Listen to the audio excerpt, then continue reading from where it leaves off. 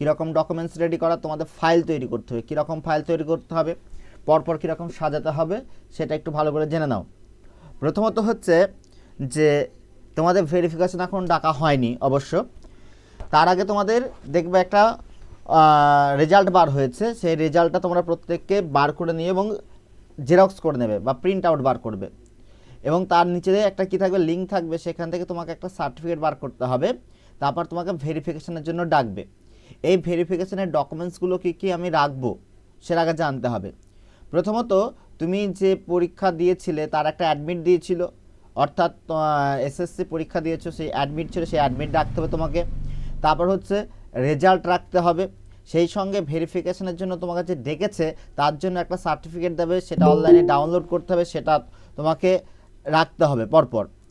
তারপর তোমায় রাখতে হবে মাধ্যমিকের রেজাল্ট, অ্যাডমিট এবং রেজাল্ট এবং সার্টিফিকেট। তারপর রাখতে হবে উচ্চ মাধ্যমিকের রেজাল্ট এবং সার্টিফিকেট। তারপর হচ্ছে গ্র্যাজুয়েশনের রেজাল্ট এবং সার্টিফিকেট। এবং এই রেজাল্ট গ্র্যাজুয়েশনের ক্ষেত্রে কীরকম হয়, গ্র্যাজুয়েশনের ক্ষেত্রে কেউ সেমিস্টার সিস্টেম দিয়েছো, কেউ 1 ইয়ারে দিয়েছো, সে পরপর রেখে দেবে। জেরক্সের কথা বলছি এগুলো আমি, হ্যাঁ, মানে কীরকম জেরক্স করতে হবে। এবং কি করতে হবে, সার্টিফিকেট রাখতে হবে, সেই সঙ্গে বিএডের রেজাল্ট এবং সার্টিফিকেট রাখতে হবে। তারপর হচ্ছে এনসিটি গাইড থেকে যেটা অ্যাপ্রুভাল যে সার্টিফিকেট আছে সেটাকে তোমাকে রাখতে হবে। এবং সেই সঙ্গে একটা তোমার ফটো আইডেন্টি কার্ড, অর্থাৎ হচ্ছে ভোটার কার্ড অথবা আধার কার্ড বা প্যান কার্ড বা আদার্স যে কার্ডগুলো আছে তার মধ্যে যে কোনো একটা রাখতে হবে। এই করে তোমরা মোটামুটি 4টে অথবা 5টা কপি করবে। কী বললাম বুঝতে পারছো? 4টে অথবা 5টা কপি করবে। এ কোথায় কোথায় কাজে লাগবে? প্রথমত ভেরিফিকেশনের দিন তোমাকে 1 কপি দিতে হবে সেলফ অ্যাটেস্টেড হিসাবে, এবং 1 কপি এক্সট্রা করে নিয়ে যেতে হবে। 2 নম্বর, তোমার যেদিন ইন্টারভিউ হবে সেদিন তোমাকে সেলফ অ্যাটেস্টেড করতে হবে, 1 কপি তারা নেবে, 1 কপি তোমার কাছে রেখে দিতে হবে। কী বললাম বুঝতে পেরেছো? এই হচ্ছে তোমাদের ডকুমেন্ট। সেই ডকুমেন্টগুলো তোমাকে গোছ করে রাখতে হবে। যেমন কয়েকটা ছেলে দেখলাম ফোন করেছিল যে তাদের কোন সার্টিফিকেট কী তুলতে হবে সেটাই বুঝে উঠতে পারছে না। তাহলে তোমাদের 2টো সার্টিফিকেট কথা বললাম, একটা হচ্ছে তোমার ভেরিফিকেশনের জন্য, ভেরিফিকেশন হয়ে যাওয়ার পর ফের তোমাদের একটা সার্টিফিকেট দেবে, সেটা হচ্ছে ডেমনস্ট্রেশন ইন ইন্টারভিউয়ের জন্য। সেই সার্টিফিকেট তুলে নিয়ে যেতে হবে তোমাদের। সেই সার্টিফিকেট না তুলো তাহলে সেক্ষেত্রে তোমাদের না ঢুকতেও দিতে পারে ইন্টারভিউ টেবিলে, তাই সেগুলো পরপর সাজিয়ে রাখতে হবে। অবশ্যই বেশি করে রাখবে, প্রত্যেকে ছবি তুলে রাখবে, যেটা তোমাদের ফর্মে দিয়েছিলে সেই ছবি যদি থাকে খুব ভালো কথা, না হলে একদম নতুন যে ছবি সেই আপডেটে সেই ছবি তুলে রাখবে। এবং চাকরি পাওয়ার পরও হয়তো তোমাদের সেই মানে যে সমস্ত ডকুমেন্টসগুলো তোমরা ইতে দিয়েছিলে, 1 মিনিট ওয়েট, রাখছি, আমি পরে ফোন করছি।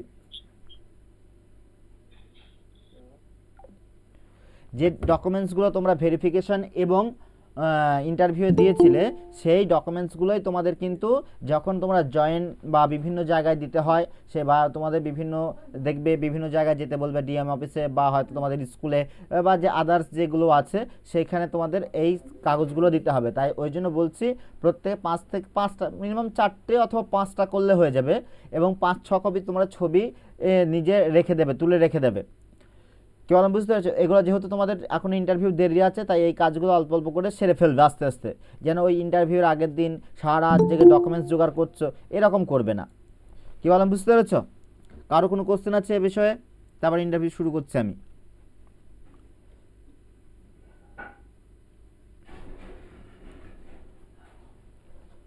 কারো কোনো কোশ্চেন নেই? ঠিক আছে। এর আগের দিন আমাদের স্যার একটা লিস্ট দিয়েছিল 20 জনের, সেটা আমি সেইখান থেকে আমি এলোমেলো করে বলছি, এখানে সবাই আছো নিশ্চয়।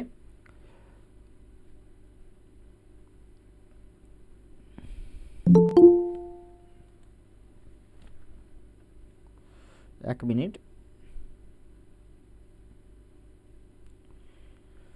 প্রত্যেককে ডকুমেন্টস রেডি করে দুটোতে মানে দুটো সেটের ক্ষেত্রে কি করবে, সিগনেচার করবে প্রত্যেক জিনিসের, মানে অ্যাডমিট থেকে শুরু করে নিজের যেগুলো থাকবে, এসএসসি দেওয়া থেকে যে অ্যাডমিট সেখানে সই করবে না, বাকি সবগুলোতেই সই করবে। কি বললাম বুঝতে পারবে? সেলফ অ্যাটেস্টেড করবে সবগুলোতে।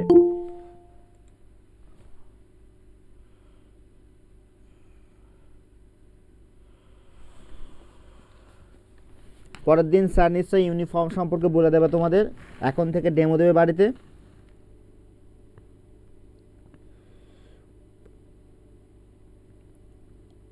অর্ণব আছো?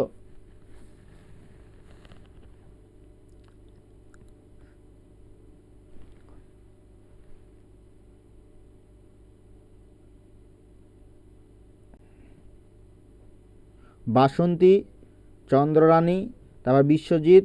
বিশ্বজিৎ আছো? কোথায় গেল বিশ্বজিৎ? ছিল।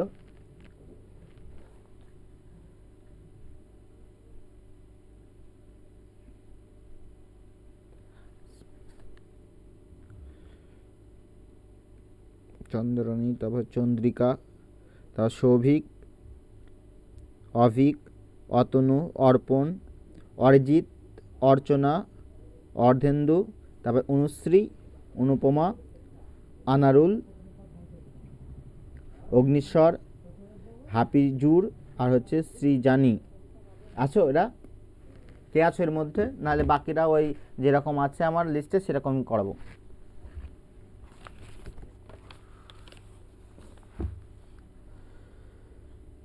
অ্যান্সার দাও, কেউ আছো কি এর মধ্যে যে নাম করা করলাম? স্যার আরেকবার নামটা বলবেন, আরেকবার লিস্ট হ্যাঁ, বলুন। তুমি আছো, বিশ্বজিৎ তুমি আছো। তো তোমাকে দিয়ে শুরু করি।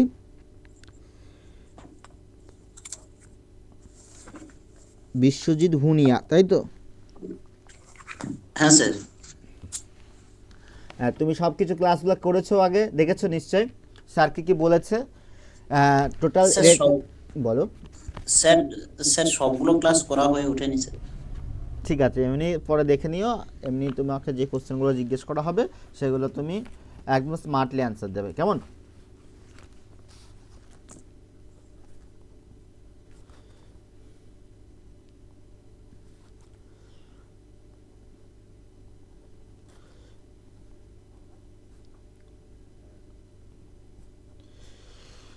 বল, তোমার পরিচয় দাও।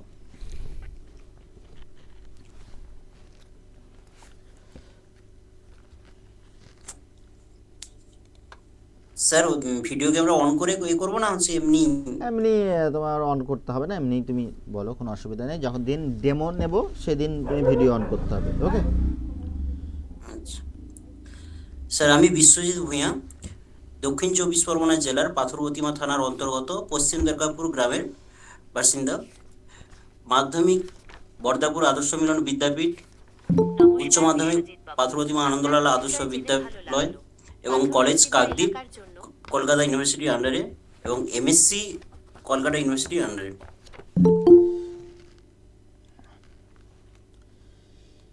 কোন সাবজেক্ট এমএসসি আছে? কেমিস্ট্রি। কেমিস্ট্রি ব্যাকগ্রাউন্ডে, তাই তো?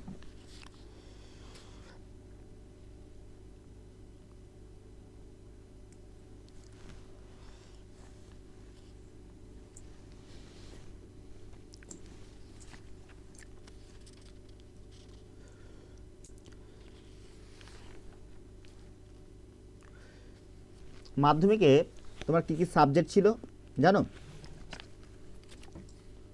হ্যাঁ স্যার, বল। এবার বলবো স্যার। হুম। Bangla paper 1, paper 2, English, physical science, mathematics, history, geography.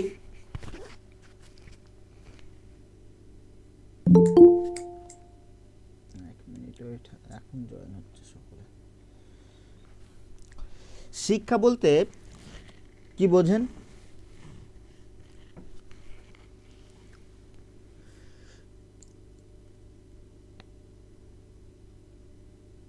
Sir আমার ওই পার্টগুলো এখনো ঠিকঠাক করে রেডি হয়ে ওঠেনি আর কি স্যার। এক মিনিট, সবাইকে বলছি। হ্যাঁ, যেহেতু তুমি যেটা জানো সেটা সম্পর্কে বলবে, ডোন্ট মাইন্ড। হ্যাঁ, তোমাকে কিছু বলছি না, সবাইকে বলছি। যদি তুমি বিষয়ের সম্পর্কে যদি না জেনে থাকো সেটা বলবে আমি জানি না, বা সিম্পল এই মুহূর্তে আমার মনে পড়ছে না, কেমন? যেহেতু রেডি, এখন ইন্টারভিউ প্রক্রিয়া শুরু হচ্ছে। এখানে তুমি সব কিছু জানো বা সব কিছু না জানতেও পারো, কোনো অসুবিধা নেই। কিন্তু সেটা যদি না জানো সেটা বলবে যে আমি জানি না, বা আমার এই মুহূর্তে মনে পড়ছে না, যে হোক যেটা একটা বললেই হবে, ঠিক আছে? আচ্ছা আচ্ছা স্পেশাল এডুকেশন কি?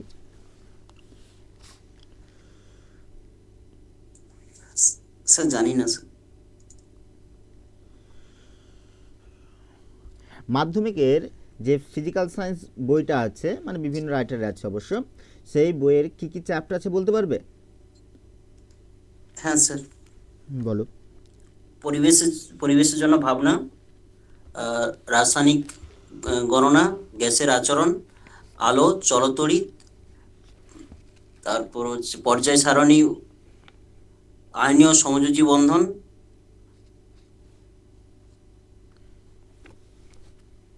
অজৈব যৌগ, পরীক্ষাগারে অজৈব যৌগের প্রস্তুতি, আর জৈব রসায়ন।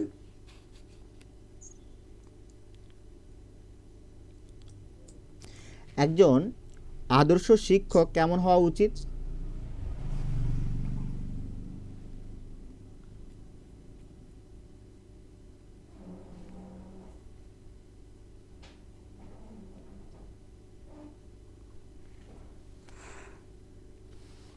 স্যার জানি না। মানে এখন স্যার ওই বিষয়গুলো আমার একটু মানে কমপ্লিট হয়ে উঠছে না আর কি, মানে হয়তো বলতে পারবো মানে গুছিয়ে, ঠিক একটু সমস্যা হয়ে যাবে আর কি, মানে একটু ঠিকঠাক রেডি করে তারপরে আমি স্যার পরে একটা দিনে ভালো করে প্রস্তুতি নেব। মানে হয়তো মানে সবকিছু গুছিয়ে সবকিছু রেডি করে হয়নি আর কি স্যার। আপনি কি মনে করেন যে কন্যাশ্রী প্রকল্পটা শিক্ষার ক্ষেত্রে আহ, উন্নতি এনেছে? হ্যাঁ স্যার, কি রকম উন্নতি? কন্যাশ্রী প্রকল্পের ফলে উম, এর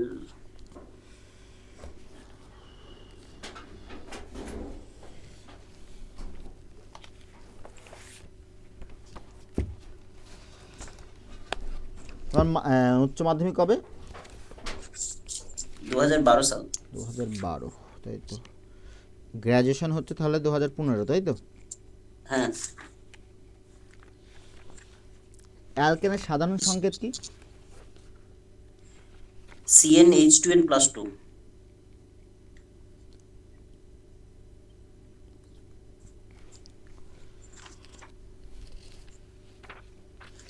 স্টুডেন্টদের জারণ বিজারণ ধারণাটা কিভাবে বোঝাবেন?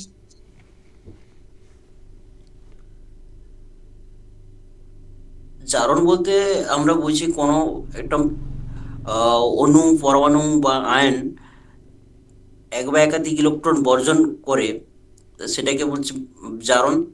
আর যদি কোনো অণু, পরমাণু বা আয়ন এক বা একাধিক ইলেকট্রন গ্রহণ করে, তাকে বিজারণ। স্টুডেন্টদের কিভাবে বোঝাবেন?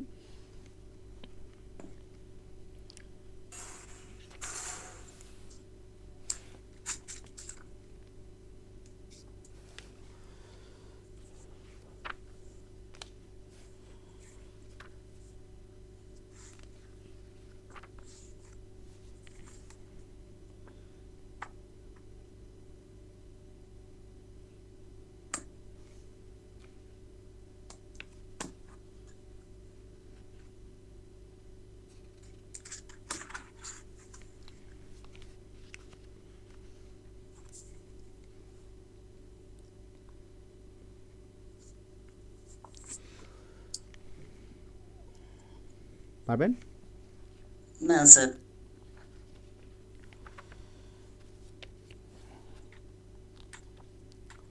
কুলম্বের সূত্র মনে আছে? বলুন তো। কুলম্বের সূত্র, হুম।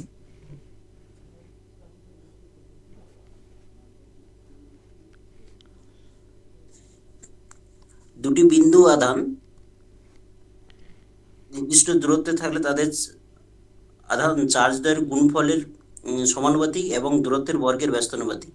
তাদের আকর্ষণ বল ও বিকর্ষণ বল তাদের চার্জদের গুণফলের সমানুপাতিক এবং দূরত্বের বর্গের ব্যস্তানুপাতিক।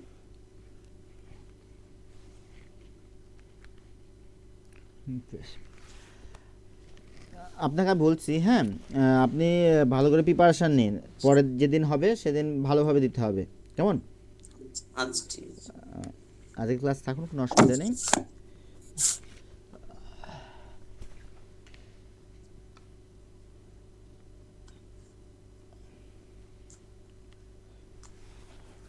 লিস্টের মধ্যে আর কেউ আছেন?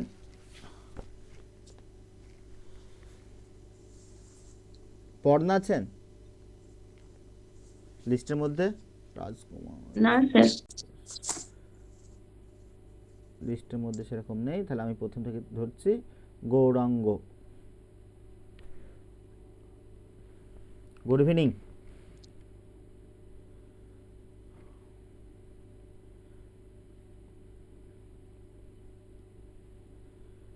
গৌরাঙ্গ,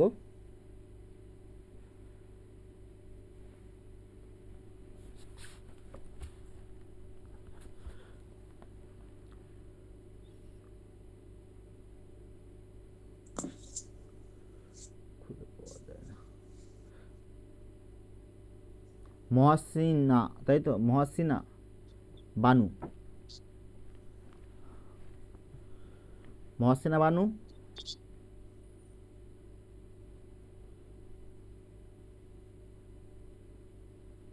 মিতালি রয়,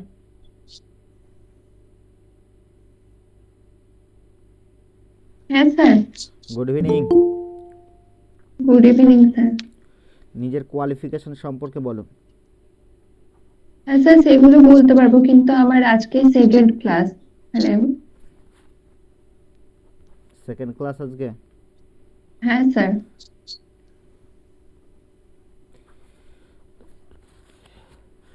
সোমা, সোমা ম্যাম, হ্যাঁ স্যার। হ্যাঁ স্যার, গুড ইভিনিং। তোমার পরিচয় দাও। আমি সোমা কর্মকার। আমার জেলা হচ্ছে নর্থ চব্বিশ পরগনা। আমি গ্রাজুয়েশন করেছি 2015-এ। তারপর 2019-21 আমি বিএড করেছি। আর এর মধ্যে আমি একটা ইংলিশ মিডিয়াম স্কুলের টিচার, মানে শিক্ষকতা করেছি। আর এটুকুই। তার বেশি আর কিছু করো নি? তার বেশি না। লাস্টের সেন্টেন্সটা একটু ভুল বললে, এইটুকু। লেসন প্ল্যানের প্রয়োজনীয়তা কি বলো তো? লেসন প্ল্যানের প্রয়োজনীয়তা হলো, স্যার আমি নিজের মন থেকেই বলছি, মানে আমার যেহেতু আমার লিস্টে নাম ছিল না, আমার সেরকম ভাবে প্রিপারেশনটা মানে ভালো নেই। ঠিক আছে, কোনো অসুবিধা নেই, তুমি তোমার মতন করেই বলো। হ্যাঁ, তো লেসন প্ল্যানের প্রয়োজনীয়তা হচ্ছে, মানে যখন আমরা বাচ্চাকে কোনো পাঠদান দেব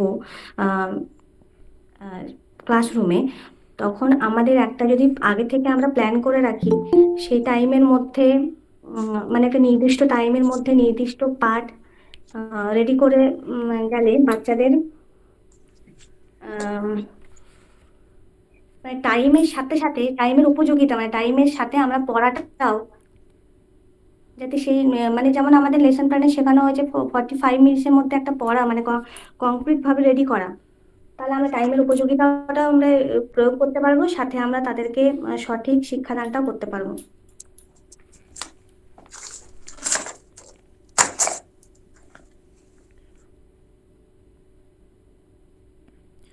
শিশু সর্বপ্রথম সমাজের কোন স্তর থেকে শিক্ষা লাভ করে?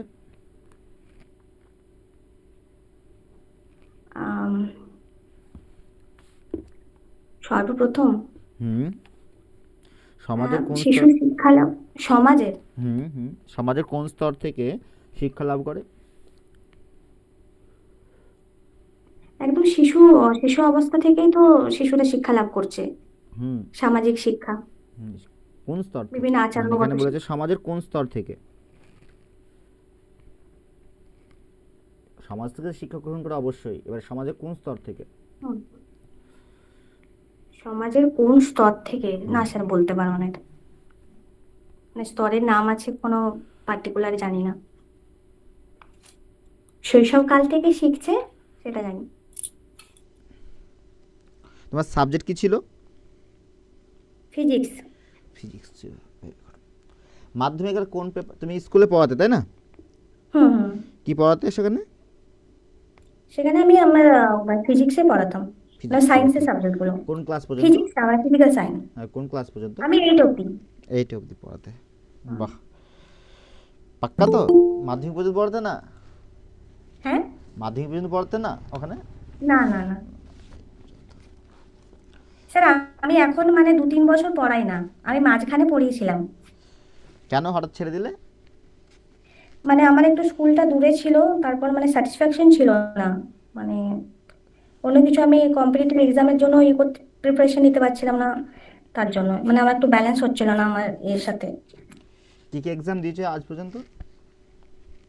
রেল দিয়েছি, পিএসসি ক্লার্কশিপ, মিসলেনিয়াস, এগুলো সবগুলো পার্ট 1 পার্ট 2 দিলাম, মানে একটা পার্ট 1 পার্ট 2 বাকি আছে এখনো।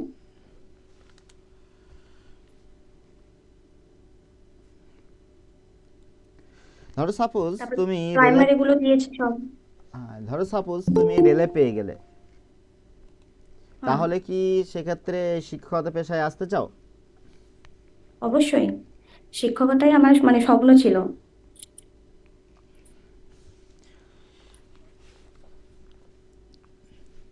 তাপ আর তাপমাত্রার মধ্যে পার্থক্য বলো তো? তাপ আর তাপমাত্রার মধ্যে, হুম। আচ্ছা, আম,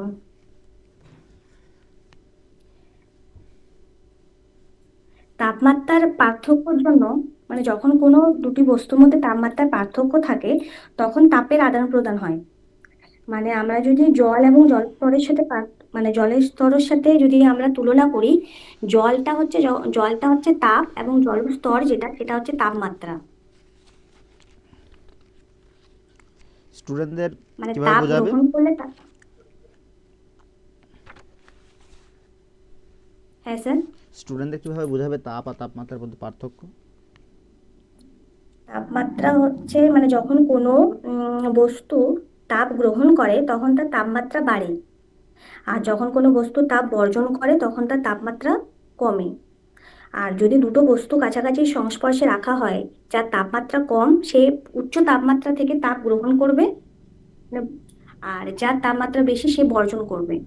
আর আমি যদি সহজ ভাষায় তাদেরকে বোঝাতে যাই, আমি ওই জল আর জলস্তরের মধ্যে মানে ওইটা দিয়ে আমি বোঝাতে মানে চাইবো। যেমন যদি আমি কোনো একটাতে কোনো পাত্রে জল ঢালি, তাহলে জলটা আমরা তাপের সাথে তুলনা করতে পারি, এবং ঢালার পর যদি একটা নির্দিষ্ট উচ্চতা পর্যন্ত যে জলস্তর উঠছে সেই যে মানে উচ্চতাটা সেটা আমরা তাপমাত্রার সাথে তুলনা করতে পারি, যে এতটা জল আমরা ভরলাম তারপরে তার তাপমাত্রা এতটা নির্দিষ্ট হলো।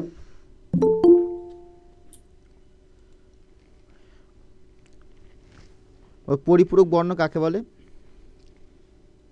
পরিপূরক বর্ণ, হুম। হলুদ আর নীল যেমন পরিপূরক বর্ণ, কি বললে আর বলো? হলুদ আর নীল যেমন একে অপরের পরিপূরক। পরিপূরক বর্ণ কাকে বলে তো? বেনি আসহ বেনি আসহ কলা যদি পরপর সাজায়, তাহলে মানে আমি স্যার এটা আমি ভালো করে জানি না, তাও আমি বলছি আর কি। তাহলে এই যেমন বেগুনির সাথে লাল পরিপূরক হয় মনে হয়, মানে এরকম ভাবে হয় কি? মনে হয় তাই তো। হ্যাঁ,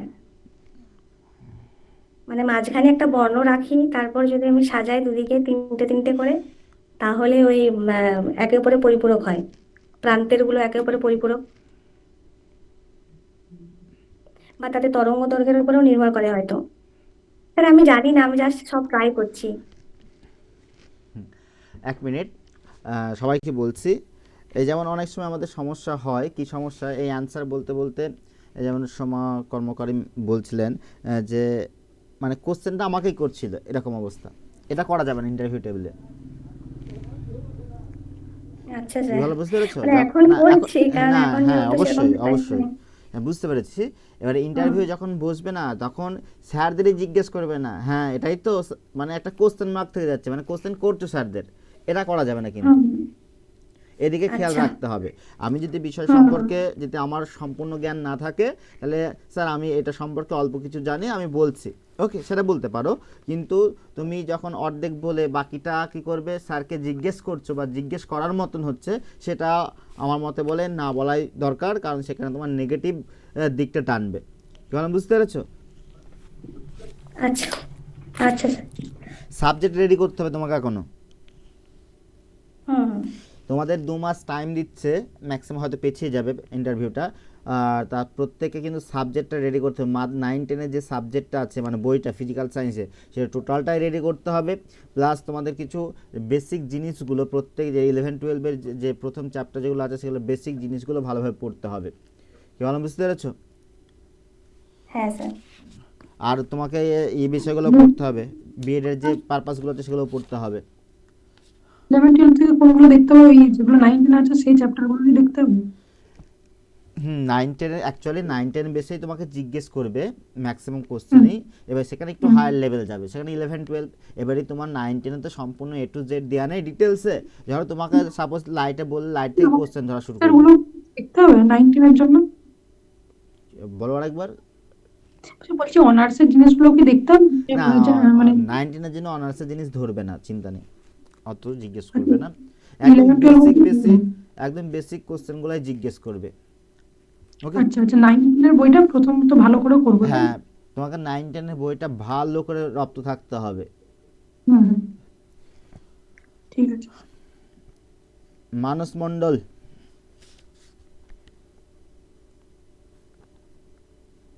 শুনতে পাচ্ছ? মানস মণ্ডল,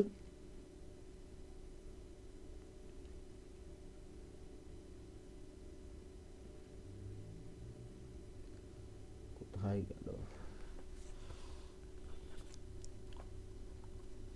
হ্যালো। হ্যাঁ, শুনতে পাচ্ছ? হ্যাঁ স্যার, আজকে আমার এখানে একটা পুজো হচ্ছে, ওই জন্য কিছু মানে আপনার ওখানে সাউন্ড খুব হয়ে যাবে, নয়েজ যাবে। ও, পুজো হচ্ছে ওখানে? ঠিক হ্যাঁ, আছে, কালী পুজো উদ্বোধন। ঠিক আছে, পরের দিন যাও। রাজকুমার সাহা, স্যার একটা কোশ্চেন ছিল স্যার, ছোট করে। আমি প্রথম জয়েন করছি, বলো। আমি কোর্সটা রিসেন্ট আগে পারচেস করেছি। স্যার আমার মানে আমার গ্র্যাজুয়েশনে অনার্স ছিল, তারপর অনার্সটা কেটে গেছে। হুম, তা এটাই কোনো সমস্যা হতে পারে 9-10 এর ক্ষেত্রে? গ্র্যাজুয়েশন কেটে গেছে, ঠিক আছে, তুমি পরে ফোন করো আমাকে, ওকে? এগুলো আলাদা আলোচনা। ওকে। রাজকুমার সাহা, আপনি শুনতে পাচ্ছেন? স্যার একটা কোশ্চেন করবো?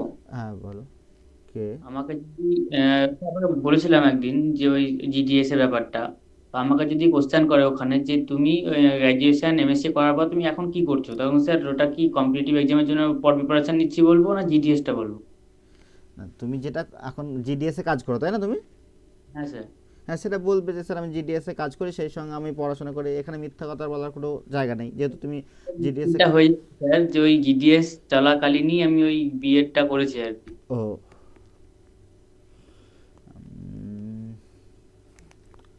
এগুলো এক্ষেত্রে কি স্যার কম্পিটিটিভ পরীক্ষার জন্য প্রিপারেশন নিচ্ছি বলা ঠিক হবে না ওই জিডিএসটা বলবো? দেখো, এখানে সবাই আছে, সেগুলো সবাই বলছি। দেখো, যখন তুমি জিডিএস চাকরি করো, ভালো করে বুঝবে, যখন চাকরি করো সেখানে তারা জেনে যাবে এই এক জায়গায় সেটেলমেন্ট হয়ে আছে।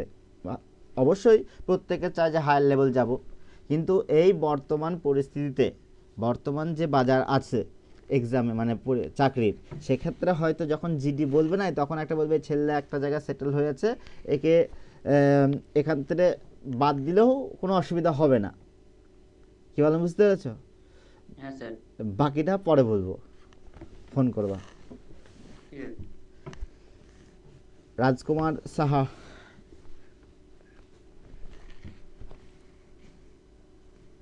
কোথায় গেল কোথায় গেল?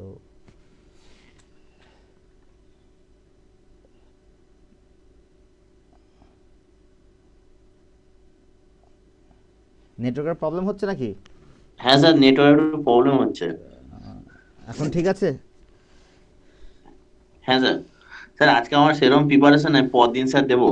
ঠিক আছে, পরের দিন দিও। আজকে একজনকে ডেমো দিলাম, আমি ডেমোর জন্য এসেছিলাম যে কেমন। ও ঠিক আছে, রেডি হয়ে আসবে, কি বলতো, তাহলে সুবিধা হবে, আমার ক্লাসটা স্মুথলি নেওয়া যাবে, প্রত্যেকে রেডি হয়ে হ্যাঁ, আসবে। এবার যাদের ঠিক নাম আছে। করেছে তারা কেউ আমি খুঁজে পাচ্ছি না। মিতালি রয়, একটু আগেই জিজ্ঞেস করলাম, মিতালি। স্যার আজকে কি কেউ ডেমো দেবে না? আজকে না, ডেমো আজকে সেরকম নিচ্ছি না, ডেমোটা আমি পরের দিন ক্লাসে নেব, টোটাল ডেমো আমি বলে দেবো কারা কারা ডেমো করে আসবে, এবং ডেমো দিলে আমি লিস্ট করে দেবো, অবশ্যই একটা করে রেডি করবে ডেমো, বাকিগুলো বাড়িতে প্র্যাকটিস করবে। স্যার বলছি ডেমোতে কি লিন তাপটা পড়ানো যাবে? লিনতাপ, হ্যাঁ পড়া বিষয়টা হচ্ছে সমস্ত তোমার যেগুলো আছে সব কিছুই পড়ানো যাবে, এবারে তোমাকে কমফোর্টেবল বলতে হবে সেখানে তুমি যেটা আচ্ছা, ডেমো। পড়াটা আছে। আমি লিনতাপটা বলছি কারণ ওখানে আমি ব্যক্তি মানে উদাহরণ দিতে পারবো ভালো আর কি, হ্যাঁ তুমি যেটা ডেইলি। হ্যাঁ তুমি দিতে পারো। এবারে বিষয়টা হচ্ছে 9-10 সিলেবাসের লিনতাপ কোথায় আছে আগে সেটা দেখতে হবে ভালো করে। আছে স্যার, তাপে আছে। হ্যাঁ 9 আছে তার তাপ চ্যাপ্টার, এবার সেখানে কমফোর্টেবল তোমাকে কোশ্চেন ধরলে তোমাকে সেরকম রেডি থাকতে হবে। তুমি যখন তাপ যাবে না তখন তোমাকে মোটামুটি থার্মোডাইনামিক্সের A to Z জানতে হবে। আচ্ছা স্যার। কেমন বুঝতে পেরেছো?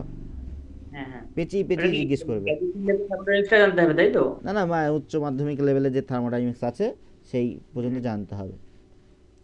আচ্ছা স্যার। স্যার বলছিলাম কোন টপিকটা হলে মোটামুটি কোশ্চেন সেরকম ভাবে অতটা ধরতে পারবে না, এবার মানে বিষয়টা খুব হচ্ছে চাপ। দেখো যারা ইন্টারভিউ নেবে তারা হচ্ছে প্রত্যেকে কলেজের বা ইউনিভার্সিটির প্রফেসর, তারা হচ্ছে এক একটা ফিল্ডে, ধরো সাপোজ আমি নাম করেই বলছি কোন এই মোড়াগাছা গভর্নমেন্ট কৃষ্ণনগর গভর্নমেন্টে যদি কাউকে পড়া, নদিয়াতে কৃষ্ণনগর গভর্নমেন্টে পড়ে, সেখানে যদি আমাদের নাসিরউদ্দিন আহমেদ বা সৌরভ কারার বা আমি নাম করছি, যদি সাপোজ আমাদের যিনি প্রিন্সিপাল ছিলেন পার্থ কর্মকার স্যার, বর্তমানে যিনি ডেপুটি সেক্রেটারি, উনি যদি পড়েন, উনি যে ম্যাথের যে পার্টটা ভালো পড়েন সেই পার্ট থেকে বেশি কোশ্চেন করবেন যে বিষয়ে। এবারে বিষয়টা স্যারের ওপর ডিপেন্ড করে। সেখানে বলা হয়েছে কেমিস্ট্রি একজন থাকবে, একজন ফিজিক্সের থাকবে, একজন বিএডের অর্থাৎ হচ্ছে আমাদের যে এডুকেশনাল যে ব্যাপারগুলো থাকবে। এবারে সেখান থেকে যা কোশ্চেন করবে, এবার যদি তুমি ফিজিক্সে কেমিস্ট্রির সাথে তোমার যদি ফিজিক্স ধরে হয়তো সেরকম ধরবে না, বেসিক জিনিসগুলোই ধরবে। কেমন বুঝতে পেরেছ? আচ্ছা নির্ভর করবে স্যারের ওপরে। স্যার একটা প্রশ্ন ছিল। বলো সৌমেন, তুমি ফোন করেছিলে না আজকে? হ্যাঁ স্যার, বলেছিলাম। হ্যাঁ বলো। বলছি স্যার, ক্লাস 10 আলোচনা রয়েছে, এখানে দেখছিলাম মানে ওই গলীয় দর্পণ, গলীয় দর্পণ আলোর প্রতিফলন এইটা বলা আছে। তো আমি কি করেছিলাম ওই যে সমতল দর্পণে মানে আমি আলোর প্রতিফলন চ্যাপ্টারটা পড়াবো, হুম ওখানে ওটা বলার পর তারপরে যে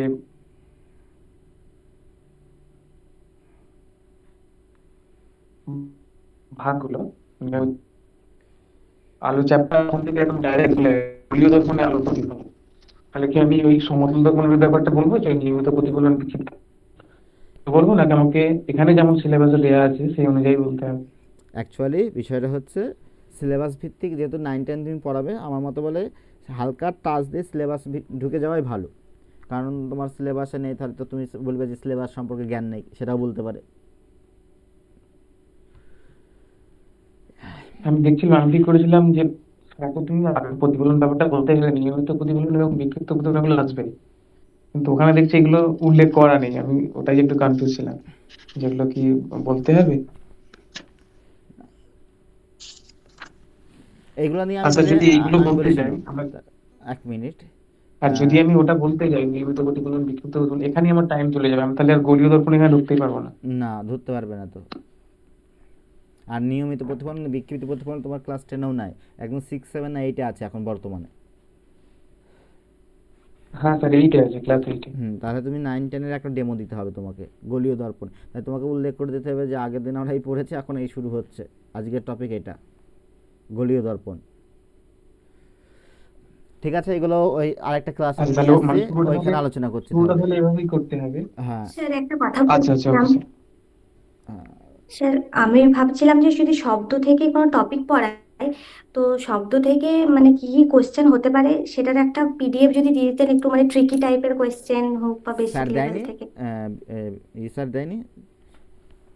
না, শব্দটা তো এখনো মনে হয় দেওয়া হয়নি। তো ঠিক আছে, আমি স্যারকে বলছি। চলো, সৌভিক চ্যাটার্জি,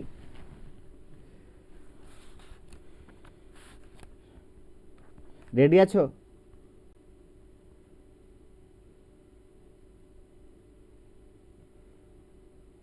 আউট অফ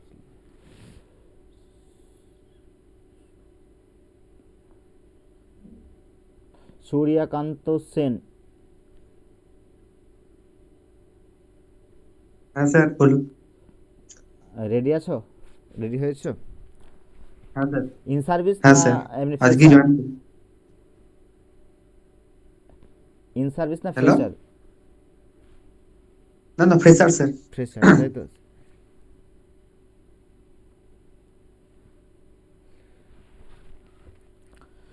আর তোমার এডুকেশনাল কোয়ালিফিকেশনটা বলো। আমি 2012 সালে মাধ্যমিক পাস করেছি, 2014 সালে উচ্চ মাধ্যমিক পাস করেছি এবং 2017 সালে গ্র্যাজুয়েশন পাস করেছি এবং 2019 সালে বাঁকুড়া ইউনিভার্সিটি থেকে এমএসসি পাস করেছি। বিএড কবে করেছো? 2021 সালে, আর 2019-21 শিক্ষাবর্ষে, আর এমএসসি? 2019 সালে।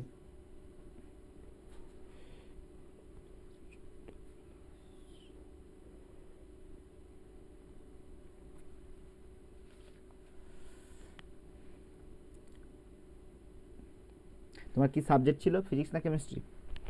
কেমিস্ট্রি। গ্র্যাজুয়েশনের সময় তোমার পাসের সাবজেক্ট কী কী ছিল জানো? হ্যাঁ, ম্যাথমেটিক্স এবং ফিজিক্স। আর কিছু ছিল না? কম্পালসারি সাবজেক্ট কি ছিল? কম্পালসারি সাবজেক্ট স্যার এই মুহূর্তে স্যার মনে পড়ছে না স্যার। মনে পড়ছে না। আমি একটু আগেই জয়েন হয়েছি স্যার, আমি দেখিনি কিছু। বর্তমানে আমি ওই জিডিএস পদেই কাজ করি স্যার। জিডিএস পদ্ধতিতে কোথায় কাজ করো? আমি ওই ইন্দাস থানা, ইন্দাস ব্লক।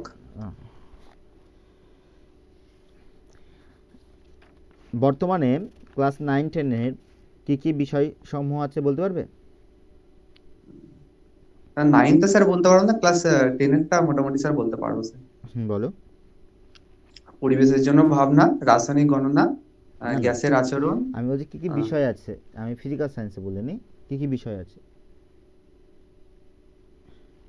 কি বিষয় আছে মানে? মানে কি কি বই আছে? ওই যে 7টা স্যার বই আছে, হ্যাঁ হ্যাঁ। বাংলা, ইংরেজি, ইতিহাস, ভূগোল, জীবনবিজ্ঞান, ভৌতবিজ্ঞান এবং অঙ্ক, গণিত। আর কিছু আছে? না, আর কিছু নেই। পাক্কা? তাই তো sir subject. WBSSC full form কি? West Bengal School Service Commission. আর SLST full form? State level selection test.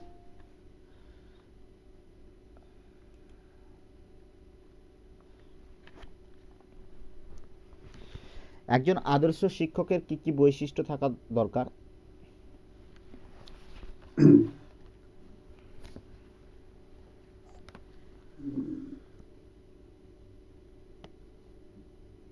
Sir এই মুহূর্তে মনে পড়ছে না। তোমার সাবজেক্ট কি বললে? Chemistry sir. কেমিস্ট্রি।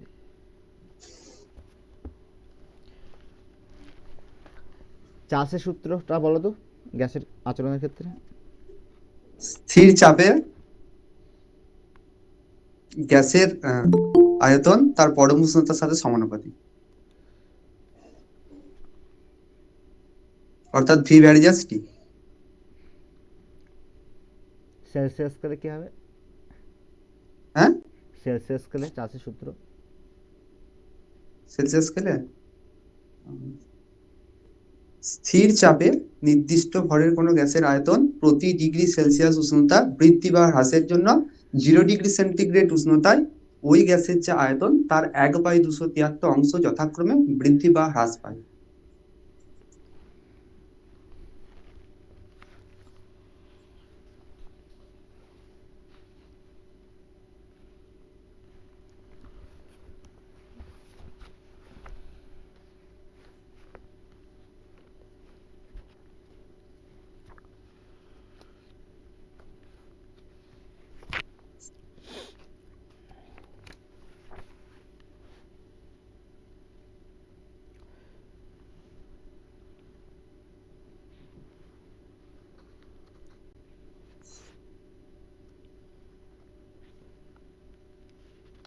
সিএনজির পুরো নাম কি বলো? Compressed natural gas. ইথিলিনের দুটো ব্যবহার বলো তো। ইথিলিন ফল পাকাতে ব্যবহৃত হয়।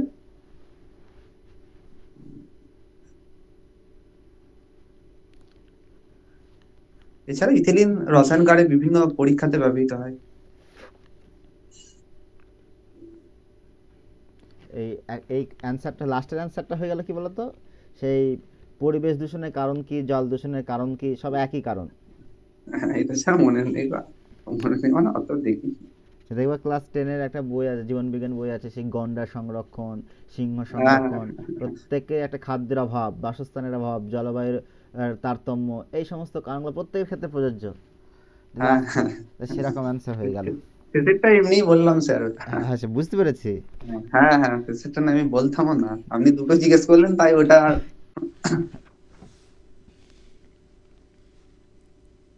ক্যাটিনেশন ধর্ম বলতে কি বুঝি?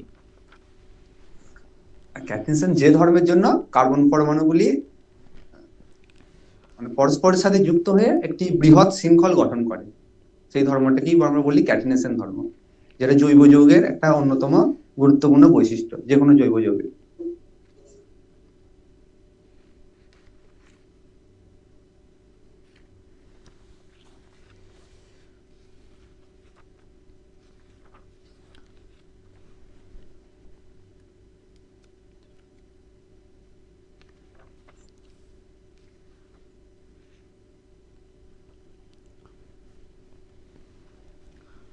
তো হাইড্রোজেন সালফাইডের রাসায়নিক ধর্ম বলো তো দু একটা।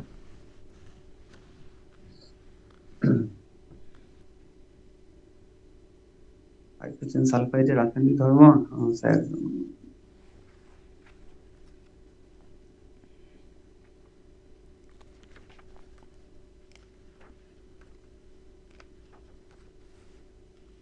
মানে এমনি বিক্রিয়া বলতে হবে না, তার রাসায়নিক ধর্ম বলতে কি বলবো স্যার ওটা?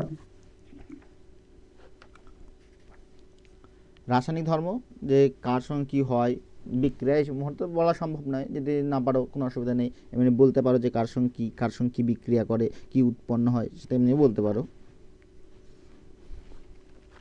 সেখানে খাতা পেন দিতে হতো অবশ্য আমাকে। ওহমের সূত্র বলো তো। ওহমের সূত্র, উষ্ণতা এবং অন্যান্য যদি ভৌত অবস্থা যদি অপরিবর্তিত থাকে, তাহলে পরিবাহী দুই প্রান্তের বিভব প্রভেদ রোধের সাথে, না রোধের নয়, প্রবাহ মাত্রার সাথে সমানুপাতিক। অর্থাৎ আমি যদি এ এবং বি দুটো যদি প্রান্ত ধরি, ভিএ মাইনাস ভিবি ভ্যারিজাত আই, বা ভিএ মাইনাস ভিবি সমান আই আর, যেখানে আরটা হচ্ছে একটা কনস্ট্যান্ট, যেটা রোধ নামে পরিচিত, এই কনস্ট্যান্টটা। একটা কথা বলি তোমায়, ডোন্ট মাইন্ড। কথাটা হচ্ছে, যে কোশ্চেন একটু তোমার জানা মনে হচ্ছে, ক্ষেত্রে খুব তাড়াহুড়ো করছো, সেটা প্রচণ্ড জোরে বলছো, সেটা একটু স্লো করতে হবে, মানে একই রিদমে থাকবে সমস্ত অ্যান্সারেই, পারলেও বাকি না পারলেও বাকি, প্রত্যেকটার একই অ্যান্সার হবে। প্রথম যখন ওহমের সূত্র তুমি পারছো, এক্সাইটেড হয়ে যাচ্ছ, সেইটা একটু কমাতে হবে। ঠিক আছে স্যার। বুঝতে পেরেছো? হ্যাঁ হ্যাঁ স্যার। এমএসকে এর ফুল ফর্ম কি জানো? মনে হচ্ছে মাধ্যমিক শিক্ষা কেন্দ্র। কবে পশ্চিমবঙ্গ সরকার এটা চালু করে? স্যার বলতে পারবো না স্যার। সর্বশিক্ষা অভিযান কবে চালু হয়? স্যার এইগুলো স্যার ধরবেন না স্যার, এইগুলো আমি দেখিনি, এই আজকেই জয়েন হয়েছি, তারপরে এখন দেখলাম। বিষয়টা ওটা না, আজকে জয়েন হয়েছে বলে এটা না, এটা তোমাকে করতে হবে। হ্যাঁ স্যার, সেটা জানি। ঠিক আছে, ভালো করে প্রিপারেশন নাও। হ্যাঁ, মানে এ টু জেড তোমাকে ধরবে, এই যেমন 11-12-এ প্রত্যেককে প্রায় 12 থেকে 13টা করে কোশ্চেন করেছে। আমি আর্টসের স্টুডেন্টদের সঙ্গে ম্যাক্সিমাম কথা হচ্ছিল যে 12 থেকে 13টা করে কোশ্চেন করছে, সেখানে সাবজেক্ট থেকে অর্ধেক, আর অর্ধেক হচ্ছে এমনি সাধারণ এবং বিএড, অর্থাৎ হচ্ছে এডুকেশনাল ব্যাপারে, সেইগুলো জিজ্ঞেস করছিল, সেগুলো বলছিল। কেমন? হ্যাঁ স্যার, এগুলো রেডি করতে হবে। ওইগুলো স্যার নোট গুলো কোথা থেকে পাওয়া যাবে? গ্রুপে তুমি স্যারকে লিখবে, যিনি দিচ্ছিলেন দেখবে, উনিকে এসএমএস করবে যে আমি আজকে জয়েন হচ্ছে, আমাকে সমস্ত নোট দিয়ে দিন, উনি সমস্ত কিছু দিয়ে দেবে, রেকর্ডেড ভিডিও প্লাস সমস্ত নোট দিয়ে দেবে এ টু জেড। ঠিক আছে স্যার। রোজিনা খাতুন।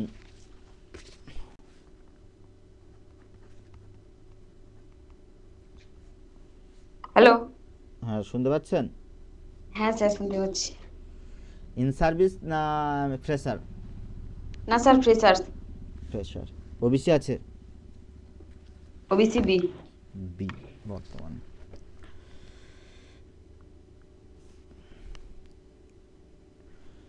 রোজিনা কত সালে মাধ্যমিক পাস করেছিলেন?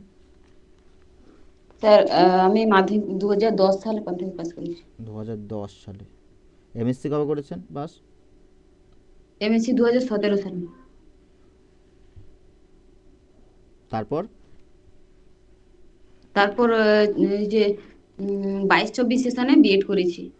17 থেকে 22 সাল পর্যন্ত কি করেছিলেন? স্যার একটা প্রবলেম ছিল, ওই জন্য করা হয়নি।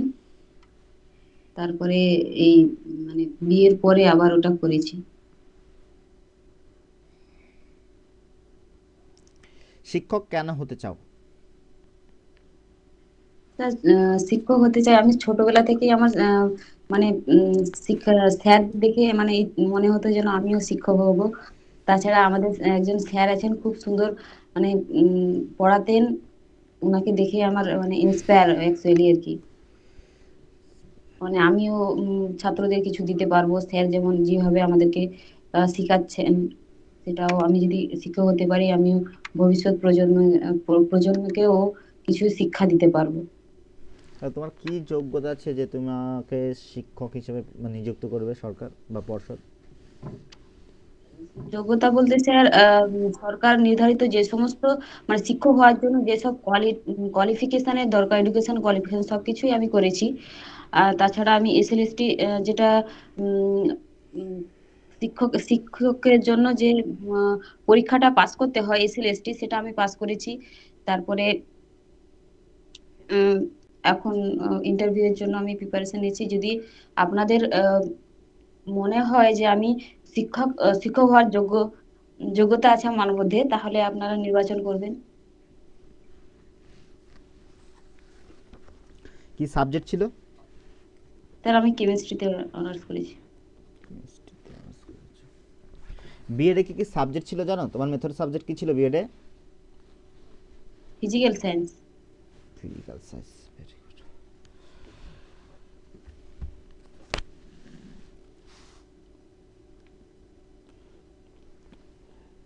পড়াশোনার পাশাপাশি আর কি করো? স্যার আমি তো এখন একজন হাউস ওয়াইফ, আর এই পরীক্ষার জন্য প্রিপারেশন নিচ্ছি, আর এখন আর কিছু করি না স্যার।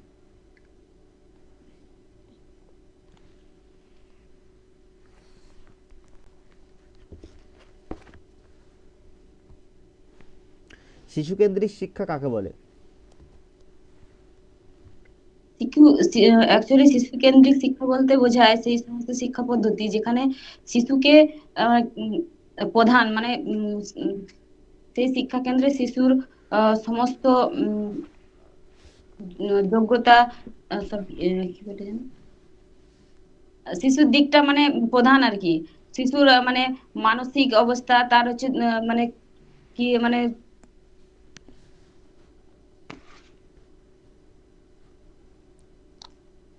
মানে স্যার আপনি ঠিকঠাক বলতে পারছি না। শিশুকে প্রধান রেখে যে শিক্ষা ব্যবস্থাকে চালনা করা হয়, সেখানে শিশুর সমস্ত কিছুকে প্রাধান্য দেওয়া হবে। Very good. শ্রেণী শিক্ষণের 4টে মূল ভিত্তি কি কি বলতে পারবে?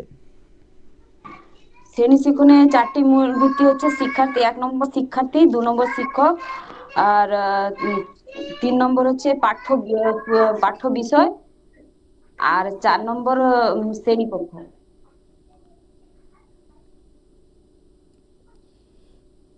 পাঠ আর পাঠ্যক্রমের মধ্যে পার্থক্য কি? পাঠ্যক্রম হচ্ছে সমস্ত মানে পাঠ পাঠ হচ্ছে যেটা আমি এখন মানে পড়াবো বা কিছু, ওটা হচ্ছে পাঠ। আর পাঠ্যক্রম হচ্ছে সমস্ত কিছু মানে পড়াশোনা বিষয় থেকে শুরু করে খেলাধুলা সবকিছু, সমস্ত কিছু তার মধ্যে পাঠ্যসূচিও থাকবে, সমস্ত বিষয়কে নিয়ে হচ্ছে পাঠ্যক্রম। পাঠ্যসূচিটা কি? পাঠ্যসূচি হচ্ছে যে সমস্ত বিষয় আমাদের এতে পড়ানো হবে। যেমন ধরুন ভৌত বিজ্ঞান হচ্ছে একটা বিষয়, সেই বিষয়ে যে সমস্ত নবম শ্রেণীতে যে সমস্ত বিষয় আমাদের পড়াতে হবে তার একটা সূচি। হয়তো নবম শ্রেণীতে আমাদের ফিজিক্যাল সায়েন্স বইয়ে কি কি টপিক আছে বলতে পারবে, মানে কি কি চ্যাপ্টার আছে, পাঠ্যসূচি আছে? স্যার 1 নম্বরে হচ্ছে পরিমাপ পদ্ধতি, 2 নম্বরে আম, বল ও গতি, আর হচ্ছে পরমাণুর গঠন, আর তাপ আছে, হ্যাঁ তাপ আছে মনে হয়, তাপ আছে। মনে হয়, তাই তারপরে তো? অ্যাসিড অ্যাসিড বেস আর তারপরে জল, এক মিনিট ওয়েট। পদার্থের রাসায়নিক যেটা আছে ধাতু ধাতুবিদ্যা যেটা বলা হয়, মেটালার্জি, ওটা আছে। স্যার ধাতুবিদ্যা আর কিছু মনে পড়ছে না। ক্লাস 9 ধাতুবিদ্যা আছে? ধাতুবিদ্যা না 10-এ আছে, সরি ফার্স্ট টাইম। স্যার মানে ঠিক করে দেখিনি, যদি এইসব মনে হচ্ছে এগুলো আছে। তাহলে এইটা কি বলবে, আমি দেখিনি। না স্যার, তার আগে তো আমি অবশ্যই প্রিপেয়ার হয়ে যাব। আর হচ্ছে আমি কালকেই পারচেজ করেছি আপনাদের কোর্সটা, মেটেরিয়াল পেয়ে গেছি, দেখা হয়নি তেমন ভাবে আর কি, পড়ে নেব।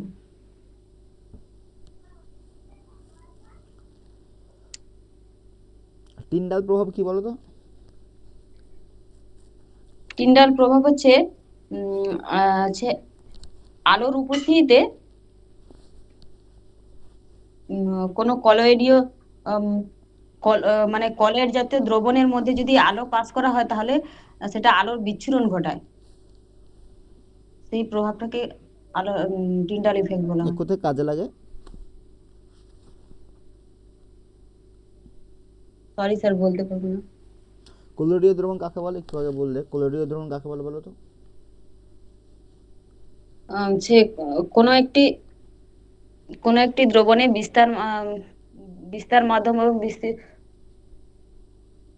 বিস্তৃত দশার কণাগুলি 10⁻⁴ এর বেশি 4 বা তার বেশি হলে তারা দ্বিদশা সম্পন্ন একটি মিশ্রণ অসমসত্ব স্থায়ী মিশ্রণ তৈরি করে, তাকে কলয়েড দ্রবণ বলা হয়। 10⁻⁴ সেমি, তাই তো? আর 10⁻⁴ বা তার বেশি, না সরি স্যার, 10⁻⁷ থেকে 10⁻⁵ সেন্টিমিটারের বিশিষ্ট। আমি স্যার এটা প্রলম্ব দ্রবণটা বলে দিচ্ছিলাম। বিস্তার দশা কি? বিস্তার দশা হচ্ছে যেটা দ্রবণের দ্রাবক যে পার্টটা, সেটাকে কলয়েড দ্রবণ একটা বিস্তার মাধ্যমের সাথে তুলনা করা হয়, যেটা কম পরিমাণে আম, বিস্তার মাধ্যমের মধ্যে দ্রবীভূত থাকে। দ্রাব্য কি তাহলে? দ্রাব্য হচ্ছে দ্রবণের যে দ্রবণের দুটো অংশ থাকে, একটা হচ্ছে দ্রাব্য আর একটা হচ্ছে দ্রাবক। দ্রাব্য হচ্ছে কম পরিমাণে থাকে আর দ্রাবক বেশি পরিমাণে থাকে। দুটো যদি দুটো মিলিত হয়ে একটা স্বচ্ছ সমসত্ব মিশ্রণ তৈরি করলে তাকে আমরা দ্রবণ বলবো।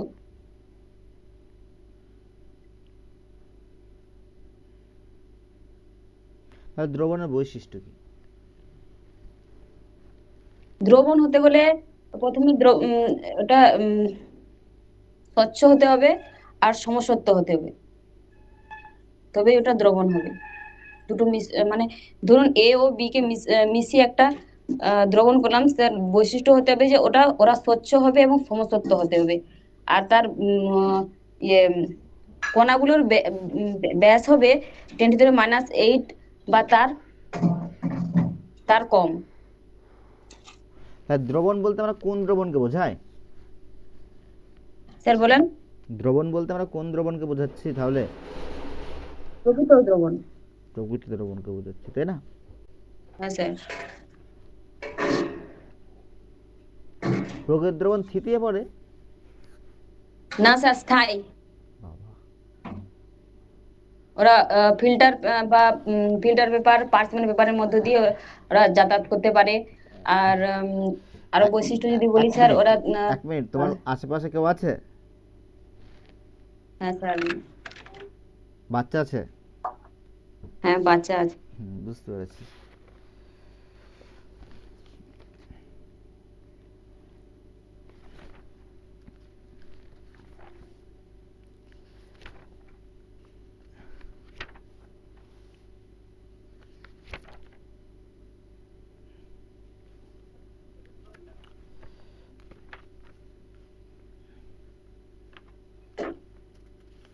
এসটিপির ফুল ফর্ম কি বলো তো?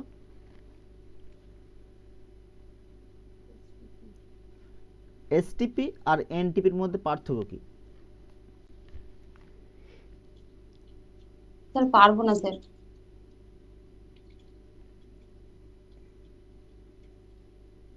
সমা বলো, এসটিপি আর এনটিপির মধ্যে পার্থক্য কি? স্যার আমি তুমি। স্যার জানি না এটা। স্যার বলবো স্যার? হ্যাঁ বলো। স্যার এসটিপিটা হচ্ছে স্ট্যান্ডার্ড টাইম এই টেম্পারেচার প্রেসারে, মানে ওটা 0°C হয়, আর এনটিপিটা রুম টেম্পারেচারে হয়। উল্টোটা বলে দিলাম। Standard STP. হ্যাঁ স্যার, 0°C হয়, আর একটা রুম টেম্পারেচারে হয় এনটিপিটা, নর্মাল টেম্পারেচার। তাহলে রোজিনা বলো তো, স্ট্যান্ডার্ড টেম্পারেচার কত? Standard temperature 0°C। Sir 25°C না? আর ন্যাচারালটা কত? ওটাই তো রুম টেম্পারেচার। রিয়া, তোমার কথাটা হচ্ছে শোনা যাচ্ছে না, মানে অস্পষ্ট আছে। মাইক্রোফোনটা দূরে নাও, দিয়ে কথা বলো। না, অনেকক্ষণ চুপ করেছিলাম তো, তাতে ওই জন্য আর কি। না, আওয়াজটা একটু ইয়ে আসছে, ওই জন্য বলছিলাম। তাহলে হ্যাঁ স্যার, ঠিক আছে। এনটিপি আর এসটিপি ব্যাপারটা প্রত্যেককে দেখে যাবে, হ্যাঁ, এটা ধরতে পারে।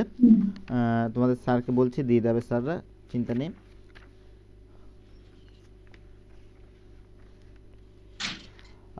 রোজিনা বলো তো, আইসোটোপ কাকে বলে? স্যার আরেকবার বলুন। আইসোটোপ কাকে বলে? আইসোটোপ। আইসোটোপ হচ্ছে যে সমস্ত পদার্থের পরমাণু ক্রমাঙ্ক। ও আইসোটোপ, হ্যাঁ তো, পরমাণু ক্রমাঙ্ক সমান, তাদেরকে আমরা আইসোটোপ। প্রথম থেকে বলো ফের।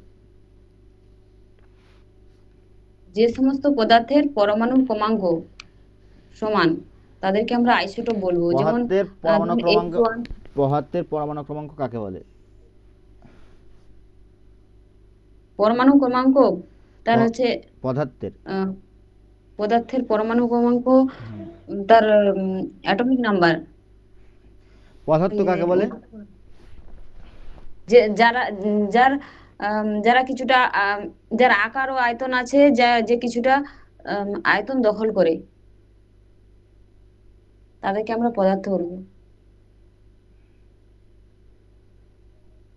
তাহলে এবারে বলো তো, আইসোটোপ কাকে বলে? আইসোটোপ, আইসোটোপ হচ্ছে পদার্থের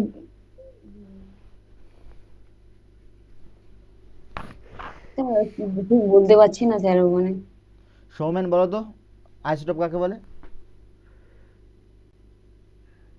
জানি যে ব্যাপারটা, বলতে পারছি না ঠিক। আইসোটোপ হলো হচ্ছে একই মৌলের ভিন্ন দুটি পরমাণু, যাদের পারমাণবিক সমান, ক্রমাঙ্ক একই, কিন্তু মৌল আর পদার্থের মধ্যে পার্থক্য কি? সৌমেন বলো।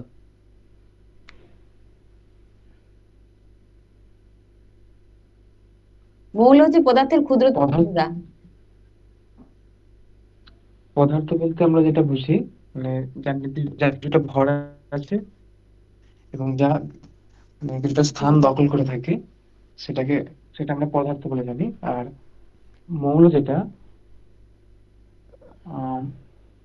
ওটা পদার্থের ক্ষুদ্র একটা অংশ বা একক এরকম কিছু।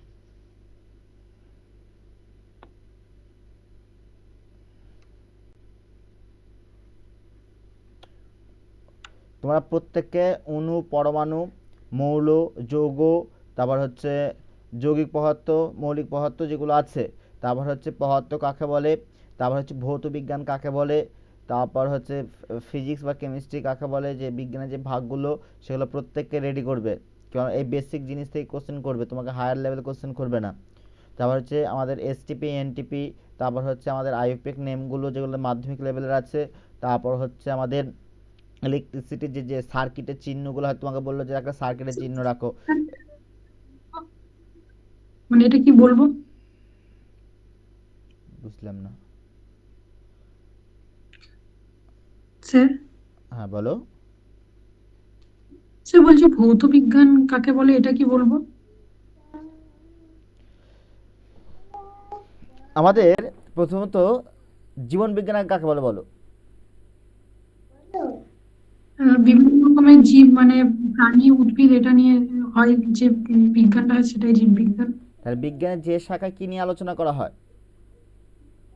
প্রাণী বা উদ্ভিদ, যে কোনো জীবন্ত জিনিস নিয়ে আলোচনা করা হয়, সেটাই জীব জীব নিয়ে বিজ্ঞান। আলোচনা করা হয় তাকে আমরা জীবন বিজ্ঞান বলি। অর্থাৎ বিজ্ঞানের যে শাখায় জীব সম্পর্কে আলোচনা করা হয় হুম, তাকে আমরা কি বলি? হ্যাঁ, জীবন বিজ্ঞান। আর ভৌত বিজ্ঞান জীবন বিজ্ঞানের যে বিজ্ঞান। শাখায় কি জড় পদার্থ নিয়ে অ্যাকচুয়ালি, সেখানে আচ্ছা জড় আচ্ছা। পদার্থ, সেখানে বৃহৎ বস্তু হতে পারে, সেখানে অ্যাসিড, সমস্ত কিছুই কি জড় পদার্থ নিয়ে আলোচনা করা হয়, সেখানে আমরা ভৌত বিজ্ঞান হুম বলি। পরবর্তীকালে সেটা দুটো ভাগে ভাগ হয়ে যায়, একটা হচ্ছে কেমিস্ট্রি হুম আর একটা হচ্ছে ফিজিক্স। তারপর আলাদা আছে, সেগুলো ভাগ পড়তে হবে। জীবন বিজ্ঞানের ক্ষেত্রে সেখানে আলাদা ভাগ আছে।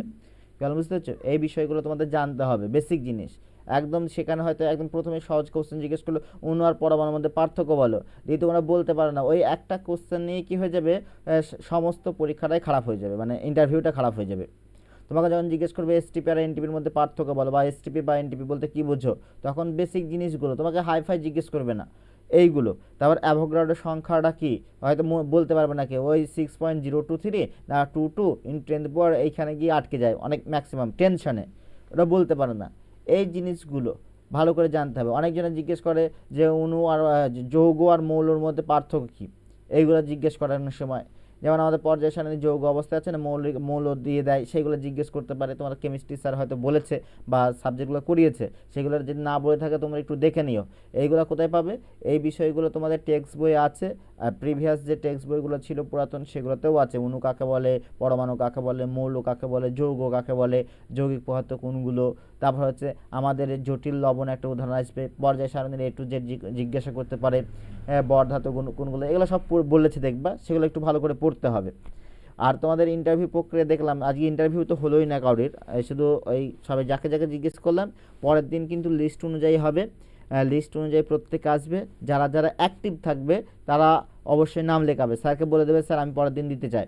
এখানে লজ্জার কোনো বিষয় নেই বা আমার আটকে যাচ্ছে এমন কোনো বিষয় নেই, তোমরা দিয়ে দেবে, দিয়ে একদম প্রিপেয়ার হয়ে আসবে, প্রতিদিন প্র্যাকটিস করবে। আগের দিন কি ডেমো হবে? হ্যাঁ পরের দিন ডেমো, হ্যাঁ ডেমো আমি বলে দিচ্ছি, আমি গ্রুপে বলে দেবো, আমি বলবো অবশ্যই গ্রুপে। পরের দিন ওই স্যার ক্লাস নেবে হয়তো, জানি না কি করবেন উনি। পরের দিন আমি ক্লাস নেব, ডেমোর ক্লাস আলাদা ডেটে হবে একটা, আমি বলে দেবো ডেমো যেদিন হবে। প্রত্যেকে একটা করে ডেমো রেডি করবে। প্র্যাকটিস করার দরকার আছে। হ্যাঁ প্রত্যেকে একটা করে ডেমো রেডি করবে। কারোর কাছে যদি বোর্ড না থাকে, দেওয়াল আছে, যদি কারোর কাঁচা বাড়ি হয়, সে কী করবে, খবরের কাগজ লাগিয়ে দেবে, তারপর ওই সাদা পেজগুলো লাগিয়ে দেবে, ওটাই বোর্ড ভাববে, দিয়ে ওখানেই পড়াবে, কোনো অসুবিধা নেই। কী বললাম বুঝতে পেরেছো? বা সামনে পিচ বোর্ড নিয়ে সেখানেই পড়াবে, ডেমো দেবে প্রত্যেককে, ভয়টা কেটে যাবে। বলো রাজকুমার, কিছু বলছো? স্যার বলছেন নেক্সট কবে ডেমো হবে? আমি কালকের মধ্যে জানিয়ে দিচ্ছি কবে হবে, ওই সোম থেকে বুধের মধ্যে নিয়ে নেওয়া হবে, চিন্তা নেই। যে কোনো একদিন তোমরা রেডি করো, একটা করে পেপার রেডি করো, সমস্ত কিছু ওকে। স্যার ওই ভিডিও অন করে একদম প্রপার ডেমো হবে তো? হ্যাঁ ভিডিও অন করে প্রপার ডেমো হবে। স্যার বলছিলাম আমি ফিজিক্যাল মানে ফিজিক্সেরই আর কি, তো বলছিলাম যদি আমি অ্যাটমিকের উপর ডেমো দিই, বেসিক স্ট্রাকচার অফ অ্যাটমিক, তো কোনো কিছু প্রবলেম হবে? না প্রবলেম, দেখো প্রবলেমটা বিষয় কোনোটাই কিছু না, যেহেতু বিষয়টা তোমাকে উপস্থাপনা করতে হবে, এবারে অ্যাট্রাকটিভ করতে হবে স্যারদের, যে আমি এই বিষয়টা পড়াচ্ছি, এই বিষয় সম্পর্কে আমার প্রচুর মানে কমফোর্টেবলভাবে বলতে হবে স্যারদের সামনে। সেটাকে বোঝানোর টেকনিক নিয়ে আসতে হবে। তুমি সে যে স্যার কোনো বলছিলাম, আমি বেসিক স্ট্রাকচার যদি অ্যাটমটা দিই, নর্মালি এবার মডেলগুলো যদি দিই, আমাকে তো সব মডেলগুলোই বলতে হবে, হ্যাঁ এবারে না তোমাকে আমি বেসিক হ্যাঁ স্ট্রাকচার বলতে শুধুমাত্র ওই আবিষ্কার বা অণু, পরমাণু, ইলেকট্রন, প্রোটন, নিউট্রন এভাবে বলবো, না মডেলটাও আমি ঢোকাবো? মডেলগুলোতে তো অনেক কিছু বলতে হবে। এবারে দেখো প্রচুর কিছু আছে মডেলের ভেতরে, একদম সেই আমাদের বেসিক থেকে একদম ডাল্টনের পরমাণু মডেল থেকে একদম A to Z বলতে বলতে যেতে হবে।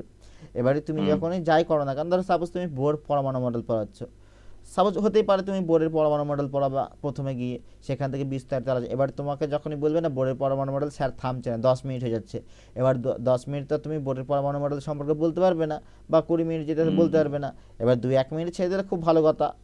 আর যদি 10-15 মিনিট বলে তাহলে সেখানে তোমাকে একটা মোটামুটি 20 মিনিটের জন্য একটা রেডি করে যেতে হবে, যেন আমি বলতে পারি। আর আচ্ছা ওই আচ্ছা পরমাণু চ্যাপ্টারে A to Z তোমাকে জেনে যেতে হবে। আচ্ছা যতগুলো মডেল আছে 12 ক্লাস পর্যন্ত, যতগুলো বিষয় আছে সেখানে পরমাণু সম্পর্কে ইলেকট্রন বিন্যাস থেকে শুরু করে সমস্ত কিছু তোমাকে জিজ্ঞেস করতে পারে। আচ্ছা। আচ্ছা, বলে যে আলফা কণা বিচ্ছুরণের পরে ইলেকট্রন যে ইয়ে হচ্ছে, এগুলো সব করে নিয়ে যেতে হবে, না শুধুমাত্র জানলেই হবে যে ইলেকট্রনকে আবিষ্কার করেছিল এভাবে? হ্যাঁ এবার বিষয়টা হচ্ছে দেখো তুমি যখন পরমাণু মডেল করবা, সাপোজ বোরের পরমাণু মডেল, এবারে হুম ইলেকট্রন প্রোটন একটা টাচ দিতে বা যে ইলেকট্রন এই আবিষ্কার করলো, প্রোটন এই আবিষ্কার করলো, হুম হুম তারপরে এগুলো টাচ দিতে হবে, অত টাইম দেবে না হুম তোমাকে। হুম, আচ্ছা। আর পরের দিন থেকে স্যার ইন্টারভিউ। ডেমোর জন্য বলো। কতক্ষণ টাইম দেওয়া হচ্ছে, মানে যারা ইন্টারভিউ দিচ্ছে তারা তাদের এক্সপিরিয়েন্স থেকে মানে কি বলছে, কতক্ষণ টাইম দিচ্ছে ডেমোতে? ডেমোতে তোমার ম্যাক্সিমাম পছন্দের ওপর নির্ভর করছে, কি বললাম বুঝতে পেরেছো? অনেকজনের বাচনভঙ্গি ভালো, তাকে হয়তো দেখলো 5 মিনিট দিল, বা অনেকজনের দেখলাম ম্যাক্সিমাম আর্টসের ক্ষেত্রে 2 থেকে 3 মিনিট এরকম বলছে। এবারে যার বাচনভঙ্গি ভালো তা কেউ বলছে 5 মিনিট দিচ্ছে। এবারে ওখানে তো ঘড়ি দেখার টাইম থাকে না প্রত্যেকের, একটা টেনশনে থাকে, ওই থেকে 2 থেকে 5 মিনিটের মধ্যে, 3 থেকে 5 মিনিটের মধ্যে এবার দেবে হয়তো। আচ্ছা, কোশ্চেন কটা মোটামুটি করছে? ওই 12 থেকে 13টা কোশ্চেন হচ্ছে। মানে শুধু টপিক ওয়াইজ যেটা পড়াচ্ছি সেই হিসেবে, না হ্যাঁ আরো আদার্স হ্যাঁ কোশ্চেন করা টপিক হচ্ছে? যে হিসাবে মানে যেটা পড়াচ্ছ সেখান থেকেও কোশ্চেন করছে, আর হচ্ছে এডুকেশনাল ব্যাপারগুলো কোশ্চেন জিজ্ঞেস করছে। সে এডুকেশনের ব্যাপার ওই যেমন হচ্ছে কোশ্চেনের সংখ্যাটা মানে টোটাল 15টা ওইরকম, নাকি মানে সাবজেক্ট বা এ অনুযায়ী 15টা করে এরকম? আরেকবার বলো, বুঝতে পারলাম না। বলছি কোশ্চেন যেটা বললেন 15টা, 14-15টা এরকম, বলছি টোটাল কোশ্চেন সংখ্যা ওটা, তাই তো? হ্যাঁ টোটাল কোশ্চেন সংখ্যা ওইটা ম্যাক্সিমাম ধরো 15টা ম্যাক্সিমাম। হ্যাঁ এবার টোটাল নিয়ে এডুকেশনাল প্লাস সাবজেক্ট প্লাস তুমি যখন ডেমো দিচ্ছ সেটা নিয়ে 15টা কোশ্চেন, বেশি না, 15টা কোশ্চেনে জিজ্ঞেস করছে, এবং সেটা অ্যান্সার দিলে ধরো সাপোজ একটা কোশ্চেনে অ্যান্সার আর প্রশ্ন বলাতে 30 সেকেন্ড টাইম লাগলে তোমার হয়ে যাচ্ছে কত, 15টা মানে হচ্ছে 7.5 মিনিট, মানে 8 মিনিট। ওদিকে ডেমো আছে 3 মিনিট ধরলাম বা 4 মিনিট ধরলাম, তাহলে 12 থেকে 15 মিনিট একটা স্টুডেন্টের পেছনে, বুঝতে পেরেছো? ম্যাক্সিমাম হয়ে যাচ্ছে। হ্যাঁ। স্যার এক্সট্রা কিছু শুনতে চাইছে, মানে যাদের হবি গান টান এইসব? না ওই সমস্ত অত কিছু জিজ্ঞেস করছেন, যখন কেউ এক্সট্রা কারিকুলাম দিচ্ছে কারোর কাছে থাকে ধরো সাপোজ এক্সট্রা কারিকুলাম, সেগুলোর ক্ষেত্রে জিজ্ঞেস করতে পারে যে তোমার এক্সট্রা কারিকুলাম কী ছিল, সেই সম্পর্কে কোশ্চেন জিজ্ঞেস করতে পারে। কেউ যদি গান সম্পর্কে বলে যে আমি গানের এক্সট্রা কারিকুলাম আমার গান আছে, গান শিখতাম, তাই সেক্ষেত্রে তোমাকে গানের সম্পর্কে জিজ্ঞেস করতে পারে। কেউ হয়তো বলতে পারে যে আমার ব্রতচারী, হয়তো ব্রতচারী আজকে জানি না, ব্রতচারী সম্পর্কে জিজ্ঞেস করতে পারে। কেউ হয়তো আর্ট নিয়ে থাকতে পারে, কেউ হয়তো বই লিখতে ভালোবাসে, সেক্ষেত্রে হয়তো জিজ্ঞেস করবে যে তুমি তাহলে কী বই লিখেছো বা তোমার কি, এইগুলো জিজ্ঞেস করতে পারে। এক্সট্রা কারিকুলাম তোমার যদি অ্যাড থাকে। স্যার বললাম, মনে করেন 13-14টা আমার কোশ্চেন করলো, তো আমি খুব জোর 6 থেকে 7টা পারলাম, বা যেগুলো পারলাম না সেগুলো আমি কি অ্যান্সার দেবো? মানে জানি না বলবো, না সেই মুহূর্তে মনে পড়ছে না বলবো? সেই মুহূর্তে আমার মনে পড়ছে না, জানি না মনে একটা ব্যাড এফেক্ট পড়বে আমার মতো বলে আচ্ছা ইন্টারভিউ প্রক্রিয়ায়। ব্যাড এফেক্ট মানে কীরকম, জানি না মানে তাহলে তুমি প্রস্তুত ছিলে না, স্যার এই মুহূর্তে আমার মনে পড়ছে না কোশ্চেনটা, ওই হয়ে গেল, বুঝতে পেরেছো? আচ্ছা এই মুহূর্তে আমার স্যার মনে পড়ছে না কোশ্চেনের অ্যান্সারটা, একদম স্মার্টলি বলতে স্যার হবে। স্যার ওই এডুকেশনটা কি বললেন আরেকবার বলুন, মানে এডুকেশনের কোশ্চেন বলতে কোনগুলো বলছেন?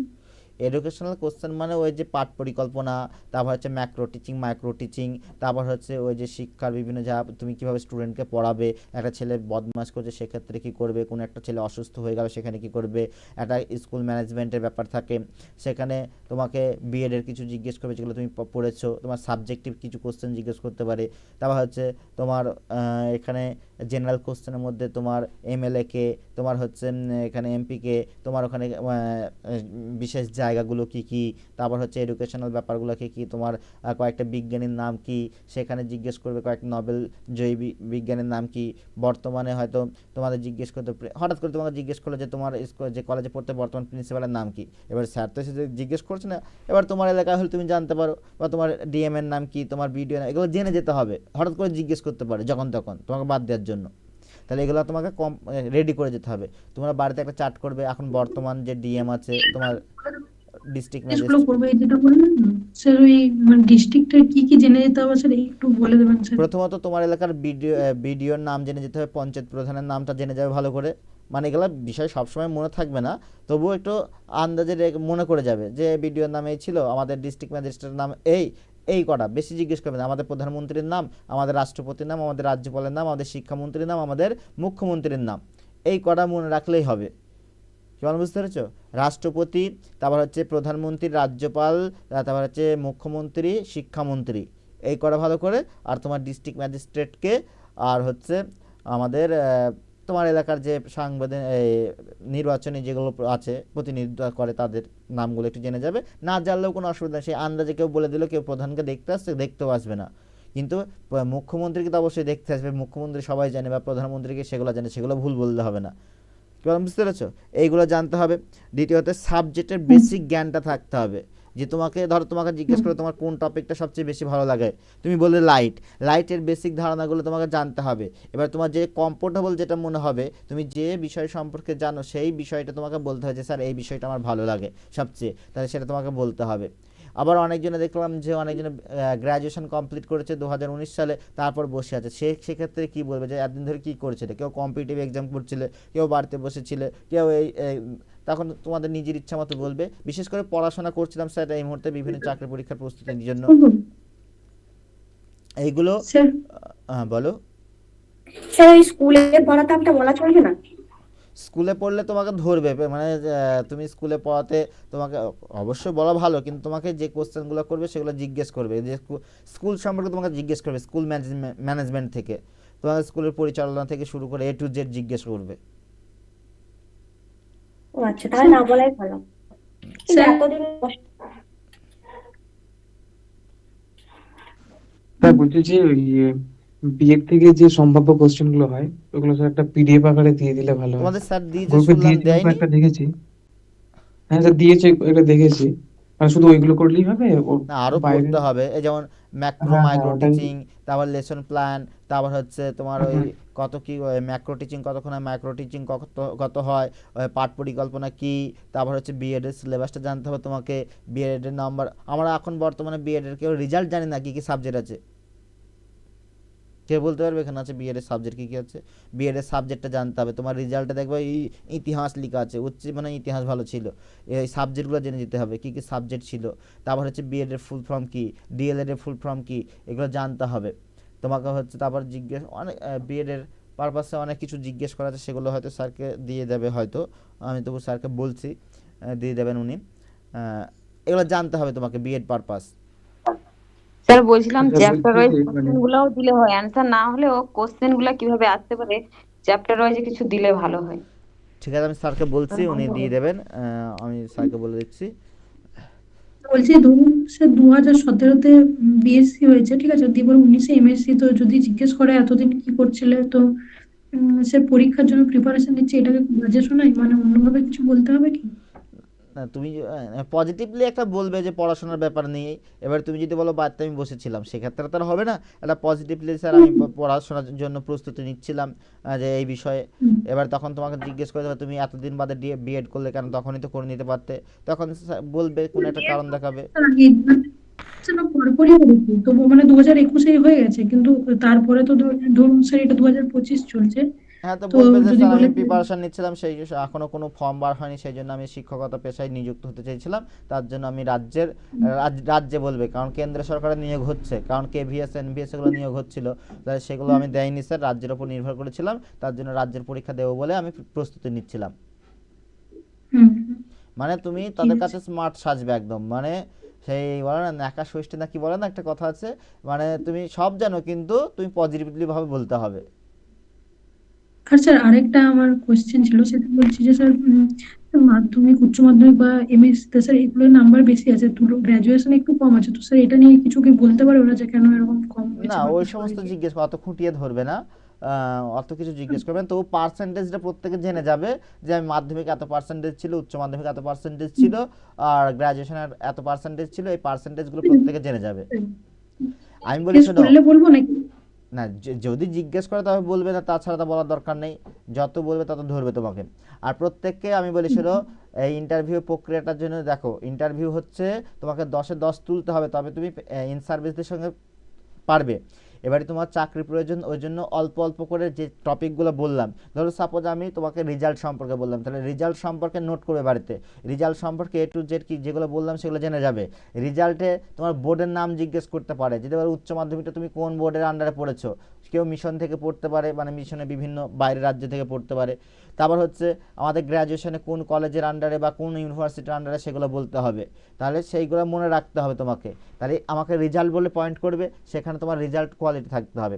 তারপর তোমাকে কি পড়তে হবে, তোমার মানে যে তোমার প্রশাসনিক যে তোমার ব্যাকগ্রাউন্ড আছে তোমার এলাকার, সেটা সম্পর্কে, যেমন তোমার প্রধানমন্ত্রী, মুখ্যমন্ত্রী, ডিএম, তারপর হচ্ছে বিডিও, তারপর হচ্ছে প্রধান, এইগুলো সম্পর্কে নোট করে রাখতে হবে, তোমাকে খাতায় নোট করতে হবে একটা।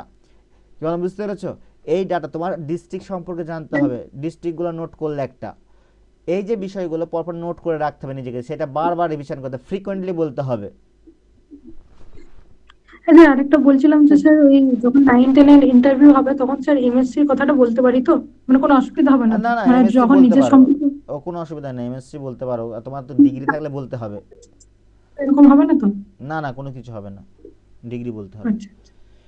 তাই ওই যে আচ্ছা বলছি, বলো সৌমেন। আচ্ছা গেট কম্পিউটার 22-এ, আর যদি স্যার এখন যদি জিজ্ঞাসা করে যে বর্তমানে কি করছেন, তখন মানে এখন আমি হচ্ছে ডিএলএড করছি, এটা কি মানে এখন বলবো নাকি বলবো না, ওই জায়গাটা উল্লেখ করবো না?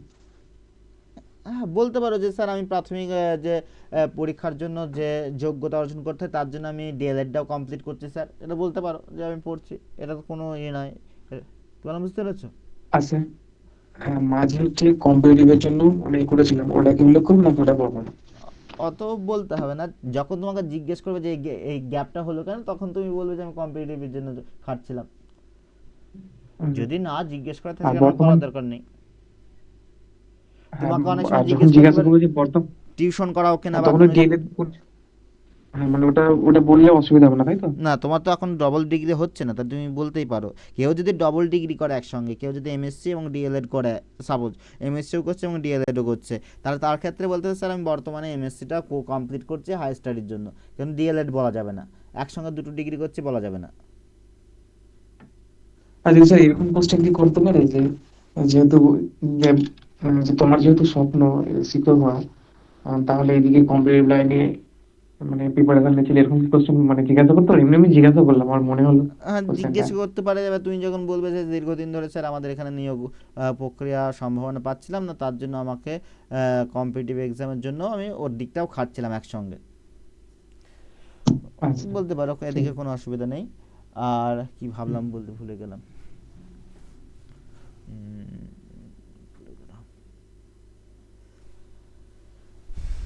মনে পড়লে বলছি আমি বিষয়টা। তাহলে তোমাদের কি করতে হবে বুঝতে পেরেছো? এই যে ছোট ছোট যে কথাগুলো বলছি, এই কথাগুলো তোমাকে নোট করতে হবে। আর হ্যাঁ, যেটা মনে পড়েছে, বিষয়টা হচ্ছে তোমাকে এত কিছু জিজ্ঞেস করবে না, মেনলি সাবজেক্ট, বিএড আর হচ্ছে ডেমো, এই তিনটের ওপরই কোশ্চেন করছে, কারণ অত কোশ্চেন করার টাইম নেই। তোমাকে পরিচয় পর্বটা হয়তো শেষ করে, পরিচয় পর্বটা তোমাকে হয়তো বলছে যে কীভাবে, স্যার বলে দিয়েছে যে কীভাবে করতে হবে বা কীভাবে বসতে হবে, কীভাবে ঘরে ঢুকতে হবে, এটা নিয়ে একটা ডেমো আমরা দেখিয়ে দেবো, দিনহাটা থেকে ডাইরেক্ট দেখানো হবে যে কীভাবে ঢুকতে হবে। আর বিষয়টা হচ্ছে যে তারপর কীভাবে কথোপকথন, কার সঙ্গে কীরকম কথা বলতে হবে, কোন স্যার কোশ্চেন ধরলে কি বলবো, সেইগুলো একটু জানতে হবে। স্যার হয়তো ভিডিওতে বলেছে, সেগুলো একটু দেখে নিও। আর বিষয় সম্পর্কে তোমাদের জ্ঞান থাকা অবশ্যই দরকার, টেক্সট বইটা ভালো করে পড়বে, একদম বেসিক জিনিস সিম্পল করে বলতে হবে, যত জটিল করবা, যত তুতলাবা, তত তোমাকে ধরবে, অত নম্বর কাটবে।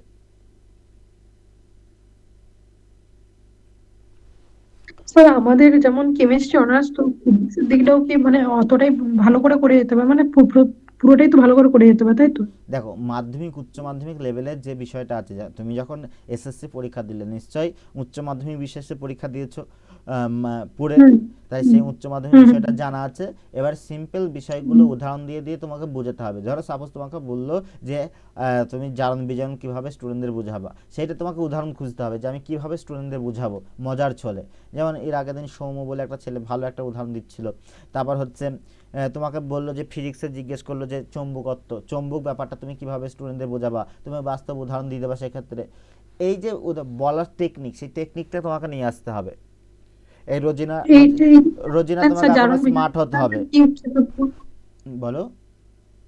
আচ্ছা, আপনি এখন যেটা বললেন জারণ বিজারণ, সেটা কি ওই কি বলে লোহা বা অন্য কোনো দিয়ে মানে বাস্তব উদাহরণ দিয়ে বলতে পারি? হ্যাঁ, বাস্তব উদাহরণ নিয়ে আসতে হবে তোমাকে, নাহলে তো হবে না। তুমি যে স্টুডেন্টদের বোঝাবা, তুমি যদি শুধুমাত্র পুঁথিগত বিদ্যার মধ্যে থাকো তাহলে তো আর হবে না। তোমাকে পুঁথিগত প্লাস প্র্যাকটিক্যাল প্লাস যে বাইরের জ্ঞান, তোমাকে সেগুলো চেক করবে। স্যার ওই জারণ বিজারণটা বাস্তব মানে উদাহরণটা কি রকম হবে একটু বলবেন?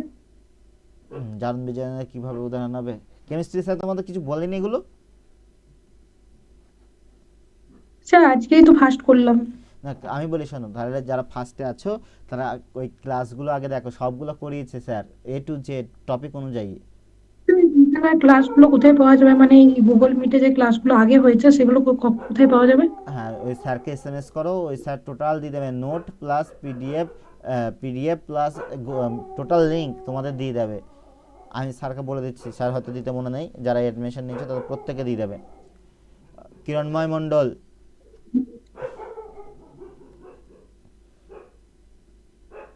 হ্যাঁ স্যার। রেডি হয়েছো? তুমি এই প্রথম দিকে ব্যাচে জয়েন ছিলে না?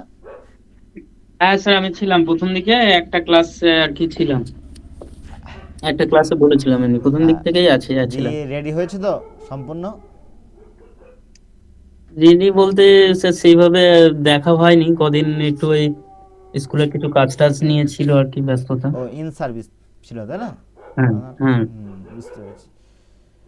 তো এখন ওই রেজাল্ট নিয়ে আছে কিছু কাজ টাজ, আর আমাদের 23 তারিখ রেজাল্ট আছে, 22 তারিখ জমা দিতে হবে এই আর কি। হ্যাঁ, একটু চাপের আছে। ঠিক আছে, চাপটা কাটিয়ে কিন্তু ফের উঠতে হবে, 20 পেতে হবে। আর দেখা যায়। না, পেতেই হবে, কারণ হচ্ছে বিষয়টা বুঝতেই পারছো কি জন্য বলছি। কারণ হচ্ছে এখানে মান সম্মানের লড়াই চলছে, সেখানে যোগ্যতা ঠিক আছে, বিশেষ করে মান সম্মানের লড়াই চলছে আমাদের মধ্যে। মানে অ্যাকচুয়ালি যারা শিক্ষক ছিল, কি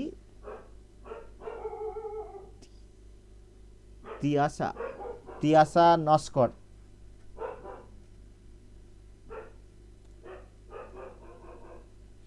প্রত্যেকে বলছি শোনো, তাহলে প্রত্যেকে রেডি করো। ইন্টারভিউ ক্লাস তো এইভাবে ডিসকাস হবে না, ইন্টারভিউ ডাইরেক্ট আমি ইন্টারভিউ নেওয়ার মতন ক্লাস নেব তোমাদের। প্রত্যেককে রেডি করো। সেখানে তোমরাই আমাকে ঘুরিয়ে কোশ্চেন করছো, সেখানে কোশ্চেন করা যাবে না ইন্টারভিউ টেবিলে। কি বলো, বুঝতে পেরেছো? তোমরা প্রপারলিভাবে করো। যদি কোনো সমস্যা থাকে সেখানে তোমরা পরের ক্লাসে বলবে বা লাস্টের দিকে বলবে, কেমন যে সমস্যা সবার হয়ে গেল, তারপর লাস্টে জিজ্ঞেস করলে যে এই ব্যাপার। তোমাদের মার্ক সিস্টেম করা হবে, যে কে কোনটা কোশ্চেনে ডাউট হচ্ছে, কার কি ডাউট, সেগুলো সমস্ত কিছু বলে দেওয়া হবে শেষে। এবং তোমাদের নাম্বার সিস্টেমও দেওয়া হবে, যে এত নাম্বার পেলে তোমরা, কোন কোশ্চেনে কি ভুল হলো সেটাও বলে দেওয়া হবে। কি বলো, বুঝতে পেরেছো? স্যার বলছি এই যে 3 দিন আছে, বুধ বৃহস্পতি আর শুক্র, মানে এই ইন্টারভিউ ডেমো, তো ওইটা বাদ দিয়ে অন্যদিন ডেমো হবে তাই তো? মানে ওই 3 দিন বাদ দিয়ে অন্য কোনো একদিন তাই তো? হ্যাঁ, ওই 3 দিন বাদে অন্য কোনো একদিন ডেমো হবে। তোমরা ডেমোগুলো রেডি করো, আমরা গ্রুপে জানিয়ে দেবো যে এই দিন ডেমো নেবো। হয়তো প্রত্যেকের সম্ভব নয় ডেমো নেওয়া, এবার কয়েকজন 10 জনকে নিলাম ডেমো, এবার সেই 10 জন রেডি করে থাকবে, লিস্ট দিয়ে দেবো, চিন্তা নেই। তোমরা রেডি করো ডেমো।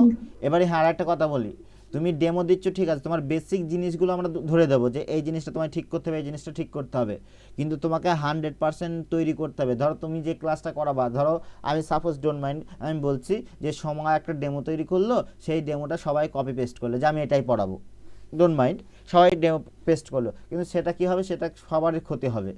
নিজের মতো করে তৈরি করবে, ওই জন্য বলছি একটা করে দেখবো প্রত্যেককে। স্যার একটা জিজ্ঞাসা ছিল, মানে এটা হচ্ছে ওই আমাদের যে ভেরিফিকেশন বা ইন্টারভিউ প্রসেসটা ওটা কি ভোটের আগেই কমপ্লিট হবে নাকি ভোটের পরে চলে যাবে? ভোটের আগেই হবে, ভোটের পরে যাবে না। ভেরিফিকেশানটা ভোটের আগেই করে দেবে, রেজাল্টটা হয়তো ফের চাবে যে লেট হোক। লেট হলে কী বলতো, ভোট পর্যন্ত নিয়ে যাবে, তারা চাকরি দিচ্ছে এত, তারপর মাদ্রাসা সার্ভিস যে এসএলএসটি নতুন একটা নিয়োগ করার কথা ছিল, সেটা 26 আর হবে না, 27 নিয়ে চলে যাবে, এর একটা মনোভাব। ভোটের আগে টাইম বলতে স্যার কোন মাস পর্যন্ত? ভেরিফিকেশনের ডেট দেখবে দিয়েই দেবে, জানুয়ারি ফেব্রুয়ারির দিকে দিয়ে দেবে, চিন্তা নেই। ভেরিফিকেশনের মানে হয়তো স্যার এইদিকে ইন্টারভিউ কমপ্লিট করিয়ে তারপর মানে এটাকে রেখে দেবে, যেহেতু মানে 31শে আগস্ট বলেছে।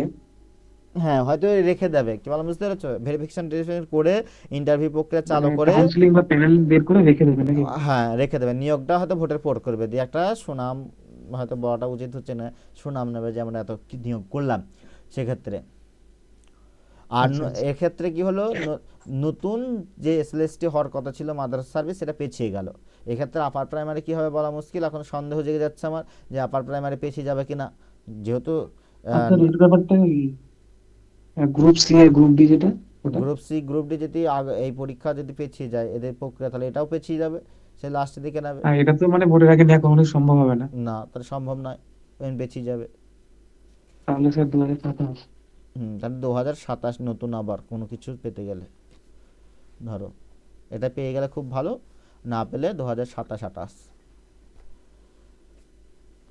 এই তারপরে ওখানে ইন্টারভিউ বোর্ডে ওরা তো আগে থেকে জানতে পারবে না এই ফ্রেশার্স এই ইনসার্ভিস। সমস্ত কিছু উল্লেখ থাকবে, তোমার ডিস্ট্রিক্ট থেকে শুরু করে সমস্ত কিছু তারা জেনে যাবে। তুমি ডিস্ট্রিক্ট সম্পর্কে ভুল বললেও তারা জানবে, কিন্তু তাদের কাছে সমস্ত ডাটা থাকবে। ও আর শুনছিলাম যে ফ্রেশার্সদের দিকে নাকি নাম্বারই দিচ্ছে না, মার্কসই দিচ্ছে না। এইটা আমি এখানে কমেন্ট করতে পারবো না, কারণ হচ্ছে ফ্রেশার যে ইন্টারভিউ ভালো দেবে সে ভালো নাম্বার পাবে। এখানে ফ্রেশার ইন সার্ভিস বলে কোনো কিছু না আমার ক্ষেত্রে, কারণ আমার সবাই সমান।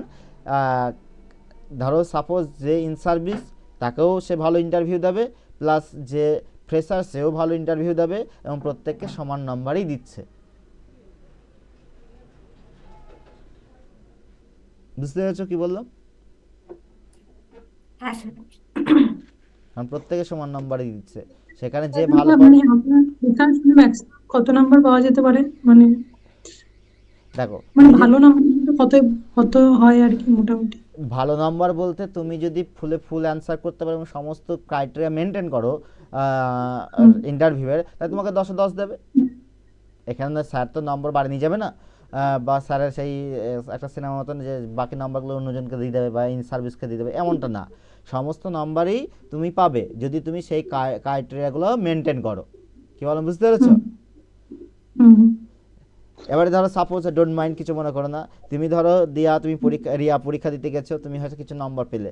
এবারে আমাদের কৃষ্ণকান্তময় মণ্ডল আছেন, উনি ইন সার্ভিস, এবার তোমার নাম্বারটা কি ওনাকে দিয়ে দেবে না, ওনারও 20 বরাদ্দ, তোমাকেও যেরকম বরাদ্দ, ডেমনস্ট্রেশন প্লাস ইন্টারভিউ, ওনারও ডেমনস্ট্রেশন ইন্টারভিউ। উনি যে চাকরি করে বলে ওনার ছাড় দেবে এমন কিছু না, ওনাকেও। স্যার আরেকটা কথা জিজ্ঞেস করছিলাম, বলছিলাম যে স্যার আমাদের মানে আমি দেখলাম লিস্টে একটা নাম্বার অনেকজনই আছে, ঠিক আছে, মানে প্রায় 100 জনও আছে, এরকমও আছে আর কি, বা যে নাম্বারটা যেরকম আছে, তো স্যার ওটা ইন্টারভিউ নাম্বারের উপর মানে মানে কতটা হতে পারে আর কি, মানে সম্ভাবনা আর কি কিরকম হতে পারে? দেখো সাপোজ আমি বললাম যে তোমাদের ফিজিক্যাল সায়েন্সে 49, ওবিসিতে কাট অফ গেছে। এবারে 49-এ আমার ম্যাক্সিমাম ধরুন 200-300 ছেলে মেয়ে আছে, 49 নাম্বার পেয়েছে, ভালো করে বুঝবে। সেখানে আমাদের ডেমনস্ট্রেশনের নাম্বার প্লাস সেখানে ইন্টারভিউয়ের নাম্বার, হাফ নাম্বার বা পয়েন্টের নাম্বারেও যোগের এর ক্ষেত্রে কী হবে, এদিক ওদিক হয়ে যেতে পারে। হয়তো তুমি ইন্টারভিউ দিলে তুমি পয়েন্ট হাফ পেলে কারোর সাপেক্ষে, তুমি পেছিয়ে যেতেও পারো। আবার ধরো তুমি কারোর চেয়ে হাফ নম্বর বেশি পেলে, সেক্ষেত্রে তুমি আগিয়ে আসতে পারো। এই হচ্ছে ব্যাপার, এখানে পয়েন্টের ব্যাপার চলে আসবে তখন। ইন্টারভিউটা খুবই ইম্পর্টেন্ট। হ্যাঁ, ইন্টারভিউ কিন্তু একদম ফ্রিকোয়েন্ট। তুমি ভাবছো যে আমি পাস করেছি মানে ইন্টারভিউ আমি ফুল পেলাম, এমন কিছু না। ইন্টারভিউ কিন্তু অনেকজন ভাবছে কোনো ব্যাপারই না, এই যাবো গিয়ে বলবো, কোশ্চেন দেবো, বেরিয়ে চলে আসবো। এই ইন্টারভিউটা বিশাল ব্যাপার, ভাইটাল ব্যাপার, সে ফ্রেশার হোক বিরাট ব্যাপার। একটু নাম্বারে মানে এখানে তো দেখছি 1 নাম্বারের বেশি কমে প্রায় মানে 100 জন ঢুকে যাচ্ছে, তাহলে ওইখানে পয়েন্টের তো আরো অনেক হেরফের হবে আর কি। সেখানে সার্ভিসম্যান বা ফ্রেশার প্রত্যেকের ক্ষেত্রে ইকুয়াল সিচুয়েশন। কি ভালো বুঝতে পেরেছো? সেখানে ভালো করে সবাই ইন্টারভিউ যাও, সে যে ফ্রেশার আছে সেও ইন্টারভিউ দেবে, যে ইন সার্ভিস সেও দেবে। তাই প্রত্যেককে ডাক পেয়েছো, ধরো সাপোজ তুমি ডাক পেয়েছো, ইন সার্ভিসও ডাক পেয়েছে, ভালো করে বুঝবা। তাহলে তোমরা দুজন এখন একই সম স্টেজে আছো বর্তমানে। তোমার ডেমনস্ট্রেশন যা আছে ওনারও সেই ডেমনস্ট্রেশন তাই আছে, তোমার ইন্টারভিউ যা আছে ওনারও ইন্টারভিউ তাই আছে, তাই দুজনে একই স্টেজে আছো। তাহলে তোমাদের প্রত্যেকে ইন্টারভিউ ডেকেছে মানে একই স্টেজ ধরলাম আমি, নম্বরটা যাই হোক পার্থক্য হতে পারে 1 2 3 4 সেটা যা আলাদা হতে পারে, কিন্তু একই স্টেজে আছো, তাহলে তোমাদের একই যোগ্যতা, তো দুজনকে একই ইন্টারভিউ দিলে একই নম্বর পাবে। এবারে ইন সার্ভিস চেয়ে তুমি যদি ভালো দিতে পারো তাহলে তুমি ইন সার্ভিসের আগে থাকবে, আর ইন সার্ভিসে যদি কমা দাও তাহলে তুমি পরে থাকবে। এক্ষেত্রে দোষারোপ করলে হবে না যে আমি ইন সার্ভিসদের বেশি নম্বর দিচ্ছে বা আমাদের হয়নি, এরকম না কোনো কিছু। কি বললাম বুঝতে পেরেছো? ধরো কেউ 60 আমাদের 49 পেয়েছে, একটা ইন সার্ভিসও 10 নম্বর যোগ করে 49 পেয়েছে, তাহলে তুমি আর একই লেভেলে চলে আসলে। এবার তারপর ওই 20 নম্বরে কি হচ্ছে তোমাদের মধ্যে ডেমনস্ট্রেশন আর এর মধ্যে প্রতিযোগিতা হচ্ছে, এবারে যে ওখানে পারবে সে বেরিয়ে যাবে, এই হচ্ছে ব্যাপার।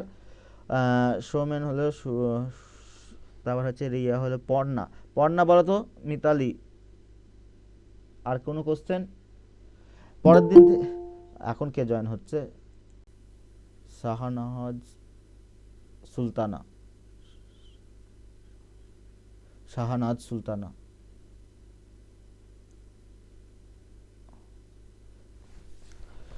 কি বললাম বুঝতে পেরেছো? প্রত্যেকে ইন্টারভিউর জন্য প্রস্তুতি হও, এইভাবে করে ডিসকাস হবে না ইন্টারভিউর জন্য, একদম প্রপারলি যাকে জিজ্ঞেস করব নাম ধরে ডাকবো, সে গুড মর্নিং বা যেরকম যা নিয়ম জিজ্ঞেস করে সেরকম শুরু করবে। সাপোজ সোমাকে দিয়ে বলে সোমার নাম করলাম, সোমা তখন সোমাকে জিজ্ঞেস করবো যে তোমার পরিচয় দাও, পরিচয় দিতে হবে একদম। তারপর হচ্ছে কোয়ালিফিকেশান সম্পর্কে বলো, কোয়ালিফিকেশান সম্পর্কে বলতে হবে, যে তোমার এডুকেশনাল লাইফটা বলো, এডুকেশন লাইফ বলতে হবে। তারপর ওকে যা জিজ্ঞেস করা হবে সেগুলো পরপর বলতে হবে। এখানে জিজ্ঞেস করলে হবে না যে স্যার এটা কি হবে, বা স্যার এটা মানে পড়ছে না, স্যার এটা এইটুকুনি বললে কি হবে, এই সমস্ত বলা যাবে না। তুমি যেটুকুনি জানো সেইটুকুনি একদম স্মার্টলি বলতে হবে। যদি না জানো একদম সিম্পল, স্যার আমি এই মুহূর্তে মনে পড়ছে না, আমার এই কোশ্চেনের অ্যান্সারটা, স্যার বুঝে যাবে যে এই কোশ্চেনে পারবে না, পরে কোশ্চেনে চলে যাবে। এবং 3টি যে স্যার থাকবে 3টি স্যারের দিকে চোখে চোখ রেখে বলতে হবে তোমাকে, যে আমাকে কেমিস্ট্রি স্যার জিজ্ঞেস করেছে বলে কেমিস্ট্রি স্যারকে অ্যান্সার দেবো এমন না, কারণ 3টে স্যারই তোমাকে অ্যান্সার দিয়েছে, 3টে স্যারই শুনছে, তোমাকে অবজার্ভ করছে, তাই 3টে স্যারের দিকেই কোশ্চেন তোমাকে তাকিয়ে অ্যান্সার দিতে হবে। তোমার কেমিস্ট্রি স্যার জিজ্ঞেস করলে বলে ফিজিক্স আর হচ্ছে এডুকেশনাল যে আছে তারা বানের জলে ভেসে এসছে এমন কিন্তু নয়, তারাও এসছে তোমার সঙ্গে ইন্টারভিউ নেওয়ার জন্য, তাই তাদেরও তোমাকে সেরকম গুরুত্ব দিতে হবে। যদি কেউ জিজ্ঞেস করে, হয়তো সাপোজ কেমিস্ট্রি স্যার কোশ্চেন করছে, হঠাৎ করে ফিজিক্স স্যার বললে এটা বলো তো, তুমি তখন স্যারের সঙ্গে পারমিশন নিয়ে বলবে, স্যার যে আমি এই কোশ্চেন অ্যান্সার দিয়ে নিচ্ছি, তারপর আপনার কোশ্চেনটা দিচ্ছি স্যার, যদি অনুমতি দেন। কি বলো বুঝতে পেরেছো? তাহলে এইভাবে করে বলে। ইন্টারভিউ রুমে কি সিসিটিভি থাকছে এবার? হ্যাঁ সিসিটিভি থাকছে, রেকর্ড হবে, ভিডিও রেকর্ড হবে, এবং তোমাদের নাম্বারটা প্রাইমারিতে যেরকম করেছে যে তাড়াতাড়ি মানে ওরা তখনই মার্কসটা দিয়ে দিচ্ছে, কম্পিউটারাইজড হয়ে যাচ্ছে, ওরকম করছে না আগের বারের মতো ওরকম সেই পেলে করছে? কোর্ট রায় দিয়েছে নাম্বারটা টোটাল মুখবন্ধ করে কোর্টে জমা দিতে হবে। আচ্ছা, অমৃতা সিং ম্যামের কাছে যে রিপোর্ট মানে যেটা হয়েছে যে টোটাল কি করতে হবে, নাম্বার যে পেয়েছে সেটা তোমাদের কোর্টে জমা দিতে হবে, সাবমিট করতে হবে যে এই হয়েছে, এবং ভিডিওগ্রাফি হবে শুনলাম যেটা। তাহলে সেখানে কোনো কিছুর ব্যাপার নাই, এখানে ইন সার্ভিস বা ফ্রেশার বলে কোনো কিছুই না, সবাই সমান ওখানে, যেখানে ইন সার্ভিস বলে সুবিধা পাবে এমন কিছু না। আমার প্রথম বক্তব্য হচ্ছে আমার মেন্টালি প্রিপারেশন হতে হবে যে আমি সম্পূর্ণ অ্যান্সার দেবো। দ্বিতীয়ত হচ্ছে আমি স্মার্টলি অ্যান্সার দেবো, আমি ঘাবড়াবো না। সেখানে ডেমনস্ট্রেশন হলে যে অনেক জল খায় এই সমস্ত ব্যাপারগুলো বাদ দিতে হবে। আর যখন দাঁড়িয়ে থাকবে বাইরে বা রুমে যখন ওয়েট করবে তখন ঘাবড়ালে হবে না, সেই টাইমটাকে তোমাকে কন্ট্রোল করতে হবে। ঠিক আছে, প্রত্যেককে ভালো করে মানে এত বড় সিলেবাসটা আছে তো কোনখান থেকে কোশ্চেন করবে সেই মুহূর্তে কিভাবে মনে করে বলা ওটা কোশ্চেন মেনলি যদি ডেমো তোমার আগে হয়ে যায়, ডেমো থেকেই ম্যাক্সিমাম কোশ্চেন করবে। হিউজ পরিমাণ সিলেবাস মানে তোমার বেসিক ধারণা হবে, ওটা মানে কোনটা আগে হবে পরে হবে, বা ওরা কি থেকে কোশ্চেন করবে না করবে আর কি, সব মিলিয়ে আর কি ভয় লাগছে। ভয় লাগার কিছুই নেই, স্যার সাউন্ডের উপর ডেমো স্ক্রিপ্ট দিলে ভালো হয়। হ্যাঁ, কালকে বলেছে স্যার তোমাদের সাউন্ডের উপর দিয়ে দেবে, চিন্তা নেই, চিন্তা নেই। প্রত্যেককে ভালো করে একদম ফুললি, আর ড্রেস কোডটা নিশ্চয়ই জানো, প্রত্যেকে ফাইল রেডি করবে। আমি পরের দিন জিজ্ঞাসা করবো, সময় ফাইল রেডি করবে, নিজের ফাইল মানে ডকুমেন্টসের ফাইল। পরের দিন ক্লাসে কিন্তু তোমাকে সামনে ধরিয়ে জিজ্ঞেস করবো যে ফাইল দেখাও, এখন থেকে রেডি হবা। ওই পরে গিয়ে দিনে দিন করবো এরকম চিন্তা ভাবনা করলে হবে না। আর প্রত্যেকে 5 কপি ছবি তুলে রেখে দেবে বাড়িতে, একই যে মানে ফাইলের মধ্যে এনসিটি যে সার্টিফিকেট ওটা এখনো জোগাড় হয়নি, জোগাড় করবে, সেটা কাল কলেজ কর্তৃপক্ষের কাছ থেকে জোগাড় করে নেবে। এবং আইডেন্টি প্রুফ মানে যে কটা জেরক্স বললাম সে কটা রেখে দেবে। আর ডেট বসাবে না কেউ, এখন যেদিন যাবে সেদিন ডেট বসাবে। ধরো ভেরিফিকেশন হচ্ছে, ভেরিফিকেশন ফাইলটা কি বলছেন স্যার একটু বলুন, হ্যাঁ ফাইলটা কি বলছেন একটু বলুন স্যার। ফাইল ব্যাপারটা হচ্ছে তোমার যে ডকুমেন্টসগুলো হবে ভেরিফিকেশনে, সেখানে জেরক্সের একটা নিয়ে যেতে হবে, সেখানে সেলফ অ্যাটেস্টেড হিসাবে নিতে হবে, নেবে তারা। সেখানে কি লাগবে, তোমার অ্যাডমিট লাগবে, যে পরীক্ষা দিয়েছো এসএসসির সেই অ্যাডমিট লাগবে। দ্বিতীয়ত হচ্ছে তোমার যে রেজাল্ট পাস করেছো সেই রেজাল্ট লাগবে, মানে তোমরা বার করে নেবে। অনেকজনে কী করছে, যে পেপার তোমার নামটা যেটা এসছে দেখবা, রোল নাম্বার অ্যাডমিট দিয়ে নাম এসছে, সেটা বার করে নেবে। 2 নম্বর হচ্ছে তোমাকে যাবে রেজাল্ট দেখার পর তোমাকে ভেরিফিকেশনের জন্য ডেকেছে, তার জন্য একটা কল লেটার আছে, সেই লেটারটা তোমাকে ডাউনলোড করতে হবে, সেটা বার করতে হবে। তারপর হচ্ছে তোমাকে রাখতে হবে কি, তারপর দেখবে ওই ভেরিফিকেশনের পরই, মানে পরের স্টেপের কথা বলছি, ভেরিফিকেশনের পরই ফের তোমাকে ডেমনস্ট্রেশন আর ইন্টারভিউয়ের জন্য ফের ডাকবে, তার জন্য তোমাকে ফের একটা লেটার দেবে, সেটা ডাউনলোড করে নিতে হবে। যেদিন ডেমনস্ট্রেশন আর ইন্টারভিউ যাবে সেটা হচ্ছে পরবর্তী কথা আসছে সেটা। তারপর অ্যাডমিট, মাধ্যমিকের রেজাল্ট, মাধ্যমিকের সার্টিফিকেট পরপর থাকবে। তারপর উচ্চ মাধ্যমিকের রেজাল্ট, উচ্চ মাধ্যমিকের সার্টিফিকেট থাকবে পরপর। তারপর হচ্ছে গ্র্যাজুয়েশনের রেজাল্ট, গ্র্যাজুয়েশনের সার্টিফিকেট। এই গ্র্যাজুয়েশনের রেজাল্ট প্রত্যেকটা নিয়ে রেখে দেবে। কি বললাম বুঝতে, first semester, second semester, third semester, বা যাদের সেমিস্টার সবগুলো একটা ফাইলে করে রেখে দেবো আর কি, আলাদা করে। হ্যাঁ সেটাই বলছি, আমি একেবারে বলছি। আচ্ছা ঠিক আছে। তারপর হচ্ছে সার্টিফিকেট রেখে দেবে গ্র্যাজুয়েশনের ক্ষেত্রে। তারপর এমএসসি থাকলে এমএসসি সেমিস্টার সিস্টেম থাকে, সেমিস্টার সিস্টেমের রেজাল্ট, বা যদি ইয়ারলি থাকে ইয়ারলি রেজাল্ট, আর হচ্ছে সার্টিফিকেট। তারপর হচ্ছে তোমার বিএডের হচ্ছে সেমিস্টার সিস্টেম থেকে সেমিস্টার সিস্টেমের রেজাল্ট, মেনলি তোমার লাস্ট সেমিস্টার রেজাল্টটাই দেখছে ওরা, রেখে দেবে। তারপর হচ্ছে কি সার্টিফিকেট, প্রফেশনাল এনসিটি থেকে যে সার্টিফিকেট সেটা। তারপর হচ্ছে মানে তোমার যে কোনো আইডেন্টি প্রুফ, অর্থাৎ আধার কার্ড, ভোটার কার্ড, তারপর হচ্ছে ড্রাইভার লাইসেন্স, পাসপোর্ট, বা যে কোনো তোমার একটা রেখে দেবে। এই যে কটা বললাম প্রত্যেককে এইভাবে করে 5টা ফাইল করবে, মানে 5টা হবে, নোটের মতন 5টা হবে। এই 5টা ডকুমেন্টস তোমরা রেডি করবে, 5টা জেরক্স করবে এক একটা জিনিস দিয়ে প্রত্যেকে রেখে দেবে। কি বললাম বুঝতে পেরেছো? এই 5টার মধ্যে 5টা হতে পারে, 4টেও হতে পারে, 4টেও করতে পারো, কিন্তু 5টা করা আমার মতো বলে ভালো হবে। এই 5টার মধ্যে কি করতে হবে, তোমাকে একটাতে সেলফ অ্যাটেস্টেড করতে হবে সবগুলোতে, আর একটা ফাঁকা নিয়ে যেতে হবে, যেদিন ভেরিফিকেশান হবে আসলে সঙ্গে নিয়ে যেতে হবে। কি বললাম বুঝতে পেরেছো? আর যেদিন ইন্টারভিউ হবে সেদিন তোমাকে একটা সেলফ অ্যাটেস্টেড নিয়ে যেতে হবে, আর একটা ফাঁকা নিয়ে যেতে হবে। কেউ পিন মারবে না, সহজে রেখে দেবে গোছ করে একটা ফাইলের ভেতর রেখে। পিন মারলে হয়তো কোনটা চাবে সেটা তোমাকে দিতে হবে পরপর, এবার সেখানে গিয়ে তুমি তাড়াহুড়ো করে খুঁজছো, তাহলে হবে না। এইগুলো রেডি করবে, নেক্সট সপ্তাহের মধ্যে আমি প্রত্যেকে চেক করব ভিডিও কলেতেই যে রেডি করছো কিনা। স্যার বলছিলাম যে কল লেটার যেটা, ওটা সেই লিঙ্কটা আপনাকে বলেছিলাম এ করে। হ্যাঁ ওইটা হচ্ছে ওইভাবে তো হয় না, তুমি রেজাল্টের সময় এখন তোমাদের ভেরিফিকেশানে দেয়নি বলে এখন আমি খুঁজে পাচ্ছি না।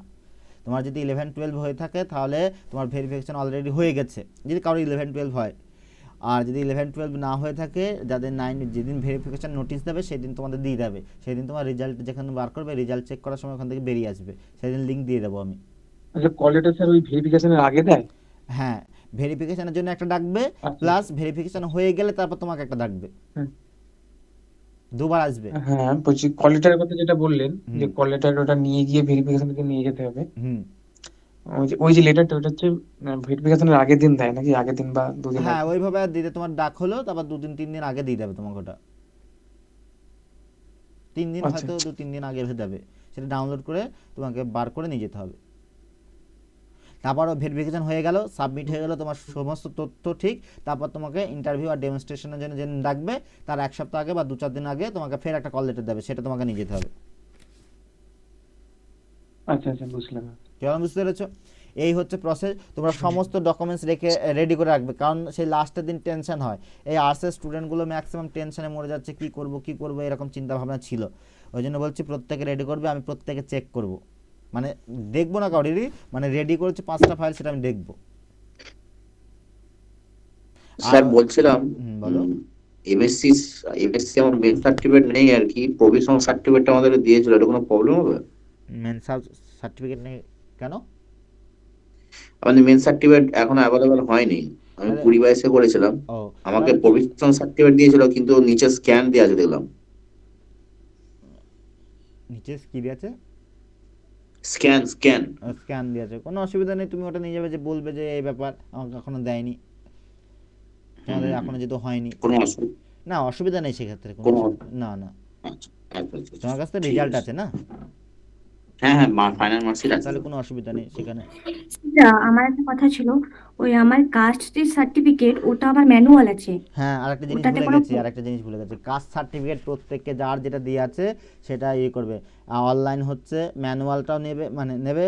যদি অনলাইন যদি না হয়, অনলাইনে যে সাবমিট করেছো তুমি, সেই অনলাইনে ফর্ম ফিল আপ করেছো, সেটাও নিয়ে যাবে সঙ্গে করে, যে আমি স্যার এই অনলাইনে ফর্ম ফিল আপ করেছি।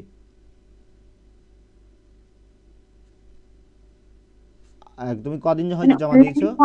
সাবমিশন ওই ফর্মটাও কি চাইছে? মানে আমার করা হয়নি। করনি কেন এতদিন ধরে? আমি ভাবছিলাম যে ও বলছিল যে অরিজিনালটা নিয়ে নেবে, তখন আমি মানে যদি মাঝখানে ডাকে সেই ভেবে মানে লেট হয়ে গেছে করতে। মানে এখনো করা যাবে, টাইম আছে তো। তুমি ফর্মটা ফিল আপ স্যার করো। বলছিলাম ম্যানুয়ালটা তো আপনার নাম্বারটা দিয়ে দিলেই, নাম আর ম্যানুয়ালের নাম্বারটি দিয়ে দিলেই তো অলরেডি ডিজিটাল সার্টিফিকেটের নাম্বারটা নিচে শো করছে। আমারটাই নেয়নি জমা, হ্যাঁ, সেটা আমাদের দিচ্ছে না, ওয়েট মানে আমাদের এখানে যেমন ডিস্ট্রিক্ট ভিত্তিক বিভিন্ন জায়গায় বিভিন্ন রকম হয়েছে, সে কারোর সঙ্গে নিয়েছে, কারোর সঙ্গে নেয়নি, কি বলুন, বুঝতে পেরেছো? এবারে বিষয়টা হচ্ছে ফর্ম ফিল আপ করবে, সেখানে তোমার যখন নাম্বার দেবে না, তখন দিয়ে দেবে ডিজিটাল তুমি নাম্বার। কালার জেরক্স করে রাখতে পারো। এবারে সেখানে তুমি রেখে দিও। এবারে তুমি যখন এতদিন টাইম পেলে তুমি করে নিলে না, লোকজন যে থাকে কাউকে দিয়ে করে নাও, আমার মতে বলে ভালো হবে। এখনও ইন্টারভিউ দেরি আছে, বেশি দিন টাইম লাগবে না, লোকজনকে দিয়েই করে নাও। মানে ওই ডিজিটালটাই লাগছে ওটা? হ্যাঁ, ডিজিটাল তো লাগবে। এবারে তোমার চেঞ্জ হয়ে গেছে, কারোর ওবিসি সার্টিফিকেট, কেউ এখান থেকে ওখানে চলে গেছে, তাকে তো লাগবেই। ওই জন্য আমারটা কোনো চেঞ্জ হয়নি কিন্তু, আর আমার ডিজিটাল নাম্বারও আমি পেয়েছি ওই ম্যানুয়াল থেকে। আমি ওটা যখন ওয়েবসাইট থেকে আমি ডিজিটাল নাম্বারটাও পেয়েছি। তাহলে কোনো অসুবিধা নেই, সেখানে বলবে যে ডিজিটাল নাম্বারে তুমি করে নাও, ততক্ষণ একদিন হয়ে যাবে, একদিন হয়েও যেত তোমার। আচ্ছা, মাঝখানে সবাই বলেছিল যে ম্যানুয়ালটাতে কোনো প্রবলেম হচ্ছে না, তার জন্য আমি আর না, যে এবারে যদি বাই যখন চান্স ধরো জমা সাপোজ নিয়ে নেয় সেই ভেবে আর তোমার 2 মাস বাদে যখন ইন্টারভিউ হবে, তখন তোমার এবারে ডিজিটাল দেখতেও তো চায়। আচ্ছা। স্যার আহ, স্যার হুম, বলছি স্যার, একটা ওবিসি সার্টিফিকেটে না একটা পেজ মিস্টেক আছে নামের। আমি পুরনো যেখানে চাকরি করতাম সেখানে কোনো প্রবলেম হয়নি জিডিএস এ, হুম। এখানে কি হতে পারে? কিছু আমি বলেছি বারবার, বলছে ওটার জন্য কোথাও কিছু আটকাবে না। তুমি মানে সূর্যকান্ত নামটা একসাথে, কিন্তু সূর্য পেশকান্ত পেশ সেন হয়ে গেছে ওবিসি সার্টিফিকেট, তুমি মানে কোনো রিভ্যালিডেট ওগুলো করা হয়ে গেছে সবকিছু।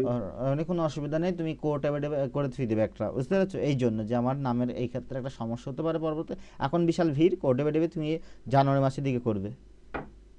ঠিক আছে, ওরাও জিজ্ঞেস, আমি বারবার বললাম, ওটা বলছে কারেকশন করাও ওটা সমস্যা। কারেকশনের তো কোনো ওদের পোর্টালে কিছু ওইসব নেই না কারেকশন, না, মানে এখন হাতে নেই। লিখে দিতে হবে। তুমি একটা কোর্ট করে থুই দেবে, ওকে?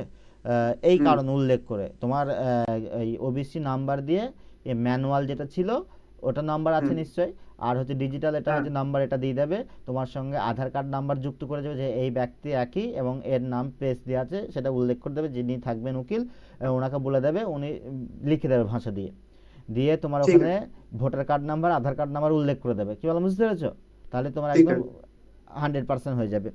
আর কাস্ট সার্টিফিকেট প্রত্যেকের লাগবে, যে কাস্ট সার্টিফিকেট দিয়েছো সেই কাস্ট সার্টিফিকেট তার লাগবে। মানে ধরো কেউ এসসি দিয়েছো, তাহলে এসসির ডকুমেন্টস রেডি করতে হবে তাকে, কাস্ট সার্টিফিকেট ওই একদম এডুকেশনাল কোয়ালিফিকেশনের পরে তাকে দিতে হবে। তারপর হচ্ছে আইডেন্টি প্রুফ, একদম লাস্টে আইডেন্টি প্রুফ দেবে। স্যার এসসি আমার ম্যানুয়াল আছে, অসুবিধা নেই তো? না, অসুবিধা নেই, তুমি কিন্তু ডিজিটাল করে নাও আস্তে আস্তে। স্যার আমি ওই এসডি অফিসে গিয়েছিলাম ডিজিটাল করার জন্য, তো ওরা বললো যে তোমার ম্যানুয়াল সার্টিফিকেটটা যেহেতু প্রিন্টেড, হাতে লেখা নয়, হ্যাঁ, তো ওখানে ম্যানুয়ালটা নাম্বারটা দিয়ে দিলেই তোমাদের আবার ডিজিটাল সার্টিফিকেটের নিচে নাম্বারটা উঠছে, তো ওইটার একটা জেরক্স কপি দিয়ে দেবে, অসুবিধা কিছু হবে না। হ্যাঁ কিন্তু তোমার তো এখানে ভেরিফাই হবে না। হ্যাঁ কিন্তু বিষয়টা হচ্ছে সেটা কোনো অসুবিধা নেই, তুমি ওটা বার করে নিয়ে দিয়ে দেবে, কোনো অসুবিধা নেই। এর বিষয়টা তোমাকে তো দরকার পরবর্তীকালে, তোমার যদি আমাদের করে দিল না, আমি গিয়েছিলাম স্যার 5-6 বার গিয়েছিলাম, বলে, না এইটা তোমার যেহেতু মানে প্রিন্টেড কম্পিউটারের, হ্যাঁ, হাতে লেখা হলে তোমাকে দিয়ে দিতাম, কিন্তু এই যেহেতু প্রিন্টেড, এটা করা, এটা কাউকে দিচ্ছি না, শুধু ডিজিটাল নাম্বারটা শুধু দিয়ে দেওয়া হচ্ছে, প্রোভাইড করা হচ্ছে। তাহলে ওটা তুমি প্রিন্ট করবে ভালো করে দিয়ে ওটা জমা দেবে, ওই ম্যানুয়ালটাও দেবে প্লাস প্রিন্টেডও দেবে, ডিজিটাল দুটোই একসঙ্গে দেবে। কেমন বুঝতে হ্যাঁ পেরেছো? হ্যাঁ হ্যাঁ হ্যাঁ হ্যাঁ হ্যাঁ, ঠিক আছে। আর যারা ইন সার্ভিস আছো তাদের ক্ষেত্রে যে ক্রাইটেরিয়াগুলো আছে, যে যে ডকুমেন্টস লাগবে সেগুলোও কিন্তু রেডি করে রেখে দেবে, ওই দিনের দিন কিন্তু করবে না। আচ্ছা। ওই ডাইস নাম্বার না কি না কি আছে মেমো নাম্বার, সেগুলো রেডি করবে, মানে যে যেখানে জব করতে কত সেখানে। কপি করে জেরক্স করাতে হবে? ওই জন্য বললাম যে প্রত্যেককে 4 থেকে 5 কপি করে রেডি করে থুই দেবে, মানে 4টে থেকে 5টা কপি হবে তোমাদের। কারণ ধরো আচ্ছা। সাপোজ আমি বলি, তোমাকে যেদিন তোমাকে ভেরিফিকেশনে ডাকলো, তোমাকে কোনো কারণে একটা করে নিয়ে নেবে ওরা সেলফ অ্যাটেস্টেড, এবং তোমার সঙ্গে একটা থাকলো, তোমার কি হলো আত্মবিশ্বাস বাড়বে যে আমার কাছে আছে, তুমি দুটো চাইলে দুটো দিতে পারবে, বা হয়তো কোনোটা বোঝা গেল না। কেমন বুঝতে পেরেছো? যেদিন ইন্টারভিউ টেবিলে হবে সেদিন তোমারও লাগবে 1 কপি করে সেলফ অ্যাটেস্টেড, ডেট দেবে না কিন্তু, সেই দিন গিয়ে ডেট দেবে, ধরো আজকে ইন্টারভিউ, আজকে ডেট দেবে যাওয়ার আগে, রুমে ঢোকার আগে। এবং কি করবে, আর একটা কাছে রেখে দেবে। কেমন বুঝতে পেরেছো? আর একটা পরবর্তীকালে তোমার যদি যদি আল্লাহর রহমতে চাকরি হয়ে যায় প্রত্যেকের, বিভিন্ন জায়গায় তোমাকে জমা দিতে হবে, যেমন তোমাকে স্কুলে গিয়ে নিয়ে যেতে হবে তোমার ডকুমেন্টস, সেদিন একেবারে লাগবে। আশা করি চাকরি প্রত্যেকের হয়ে যাবে, চিন্তা নেই। প্রত্যেকে রেখে দাও 5 কপি করে, আর প্রত্যেক 5 কপি করে ছবি রেখে দেবে। প্লাস তোমরা যে দোকানে ভালো জেরক্স হয় সেই দোকানে জেরক্স করবে, ওই আবছা আবছা হচ্ছে বা কোনো কিছু হচ্ছে এরকম দোকানে করবে না, বা কালিটা বেশি দিতে বলবে। স্যার বলছি আমার তো ম্যানুয়ালটা জমা নিয়ে নিয়েছে, তো তাতে কোনো অসুবিধা হবে না তো? না, ডিজিটাল তোমার ফর্ম আছে তো, ডিজিটালের কোনো কিছু দিস তো? ডিজিটালটা আমি পেয়ে গেছি, কিন্তু তাহ- ম্যানুয়ালটা আগেরটা জেরক্স কপি রেখে দিয়েছি, কিন্তু অরিজিনালটা কিন্তু জমা নিয়ে নিয়েছে। তোমার আবার চিন্তা কিসের তাহলে, তুমি ডিজিটাল পেয়ে গেছো, কোনো ব্যাপারই না, তোমার ওটাই দিয়ে দেবে কাজ। ঠিক আছে আর একটা, হ্যাঁ, কাজ ডিজিটাল খাট। করেছেন কোথা থেকে করলেন, মানে এসডিওর কাছ থেকে? হ্যাঁ, আমি এসডিওর কাছ থেকেই করেছি। ও আচ্ছা। কারোর যদি সমস্যা হয়, আমি বলি শোনো, কারোর যদি সমস্যা হয় ডিজিটাল কার্ডের জন্য, বা ইমার্জেন্সি কারোর যদি দরকার হয়, হোয়াইট পলিটিক্সে চলে যাবে, ফেসবুকে যাবে, হোয়াইট পলিটিক্সে লিখবে, তাদের এসএমএস করবে, তারা সমস্ত ব্যবস্থা করে দেবে যে স্যার আমার 1 দিন ধরে জমা দিয়েছি, আমার এখনও হয়নি। তারা 2 থেকে 3 দিন টাইম নেবে, সমস্ত কিছু করে দেবে তোমার। তোমাকে ডকুমেন্টস দিতে হবে, ডকুমেন্টস মানে তোমার সমস্ত ডিটেলস বলতে হবে। হ্যাঁ স্যার, আমারও বেশি দিন লাগেনি, মানে আমি তো যেদিন ফর্ম ফিল আপ করেছি বোধহয় 10-12 দিনের মাথাতে পেয়ে গেছি। এইভাবে লাগবে, 10-12 দিনই লাগবে। হ্যাঁ, মানে আমাকে এসএসসি এর অ্যাপ্লিকেশন ফর্মটা সাবমিট করতে হয়েছিল, যে আমি হ্যাঁ, এর জন্য আমি চাইছি এসএসসি এর জন্য। হুম। এইটা দিয়েছিলাম, সঙ্গে সঙ্গে আমার তাড়াতাড়ি দিয়ে দিয়েছে। আর যদি কারোর মানে ইমার্জেন্সি, অ্যাপ্লাই কি অনলাইনে করা হয়েছিল না ওখানে গিয়েই করতে হয়েছিল ফিজিক্যালি? অনলাইনে ফর্ম ফিল আপটা তো অনলাইনে করেছিলাম, ও আচ্ছা। আর তারপরে একদিন যেই ওখানে গিয়ে অফিসে গিয়ে কথা বলেছিলাম। আমি বলি শোনো, আচ্ছা। যদি কারো ইমার্জেন্সি বা খুব প্রয়োজন হয়, মানে কারো খুব সমস্যা দিচ্ছেই না, আমি আর একটা সলিউশন বললাম, যদি দিচ্ছেই না, তাহলে হোয়াইট পলিটিক্স বলে একটা, তোমাদের ফেসবুক আছে নিশ্চয়ই, প্রত্যেকে ইনস্টাগ্রাম আছে, হোয়াইট পলিটিক্স বলে একটা, হোয়াইট পলিটিক্স? হ্যাঁ, হোয়াইট পলিটিক্স বলে একটা আচ্ছা। গ্রুপ আছে, সেখানে সমস্ত কিছু ফেস করা হয়, মানে সমস্ত কাজে ডিএম অফিস থেকে শুরু করে সমস্ত জায়গায় তারা সমস্ত কিছু হেল্প করবে। তোমার সেখানে জিজ্ঞেস করবে, স্যার বলে সম্বোধন করবেন, তারা জিজ্ঞেস করবে যে কী সমস্যা, তোমার রিপ্লাই দেবে যে আমার ওবিসি সার্টিফিকেট, আমি এসএসসির ইন্টারভিউ আছে সামনে, আমার এই প্রয়োজন, তোমার ডিটেলস চাবে, ডিটেলস মানে সব কিছু না, তোমার নাম, তোমার ওবিসি ওই লিঙ্ক নাম্বার, তারা দেখবে 1 সপ্তাহের মধ্যে বা 2 থেকে 3 দিন নেবে, বেশি দিন নেবে না, 2 থেকে 3 দিনের মধ্যে তারা রেডি করে দেবে কাজ, তোমার এসএমএস চলে আসবে, দেখবা। আচ্ছা স্যার। এই হচ্ছে বিষয়।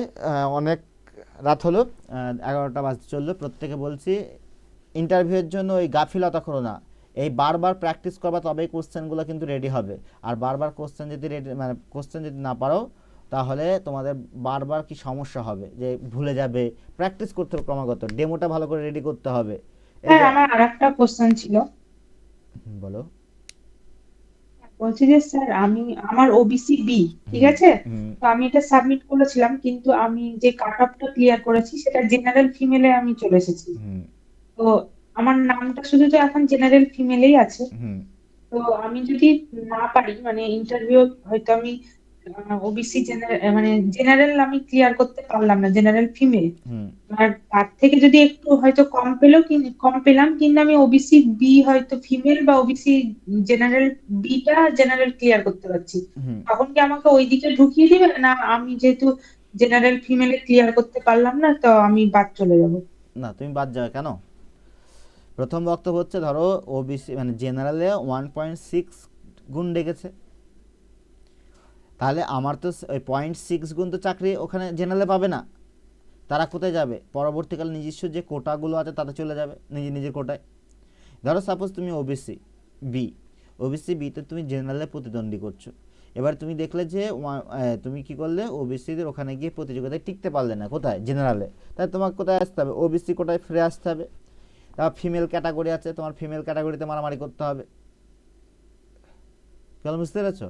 এইভাবে ক্যাটাগরিতে মারামারি হবে, তোমাকে আগে জেনারেল দেখবে। হ্যাঁ, জেনারেল। আর আরেকটা কথা স্যার, জিকে দেখলাম যে যেগুলো এমনি জেনারেল জেনারেল যে ক্যাটাগরি গুলো দিয়েছে, হুম মানে ওবিসি বি হয়তো জেনারেল, হুম সেখানে শুধু মেল ক্যান্ডিডেট আছে, কোনো ফিমেল ক্যান্ডিডেট নাম নেই, এগুলো আমি দেখছিলাম প্রত্যেকটাতেই। বুঝলাম না। ওবিসি এ ধরুন বা ওবিসি বি ধরুন, হুম জেনারেল যেগুলো যেখানে মেল ফিমেল দুটোরই নাম থাকার কথা, হুম সেখানে শুধু মেলদের নাম দিয়েছে, কোনো ফিমেলদের নাম দেয়নি। ওবিসি বিতে ফিমেলের নাম ফিমেলদের নেই। নাম শুধু ফিমেলদের ক্যাটাগরিতেই আছে, আমি এটাই বলছি। তো ওইভাবে এবারে বিষয়টা হচ্ছে কেউ যদি ফিমেল ক্যাটাগরিতে পেয়ে যায়, ভালো করে বুঝো, কেউ যদি ওরা কাস্টে মানে কাস্টের আগে যদি ফিমেল ক্যাটাগরিকে চয়েস করে, হয়তো জেনারেল তারপর ফিমেল ক্যাটাগরি যদি চুজ করে ওরা, মানে ওরা যদি সাজায়, তাহলে যে ব্যক্তিটা ধরো সাপোজ ওবিসি এ আছে বা ওবিসি এ অথবা ওবিসি বি, সে ফিমেল ক্যাটাগরিতে পেয়ে গেছে, তাকে ফিমেল ক্যাটাগরিতে রেখে ওবিসিতে রাখিনি, এরকম হয়েছে হয়তো, তাই কি?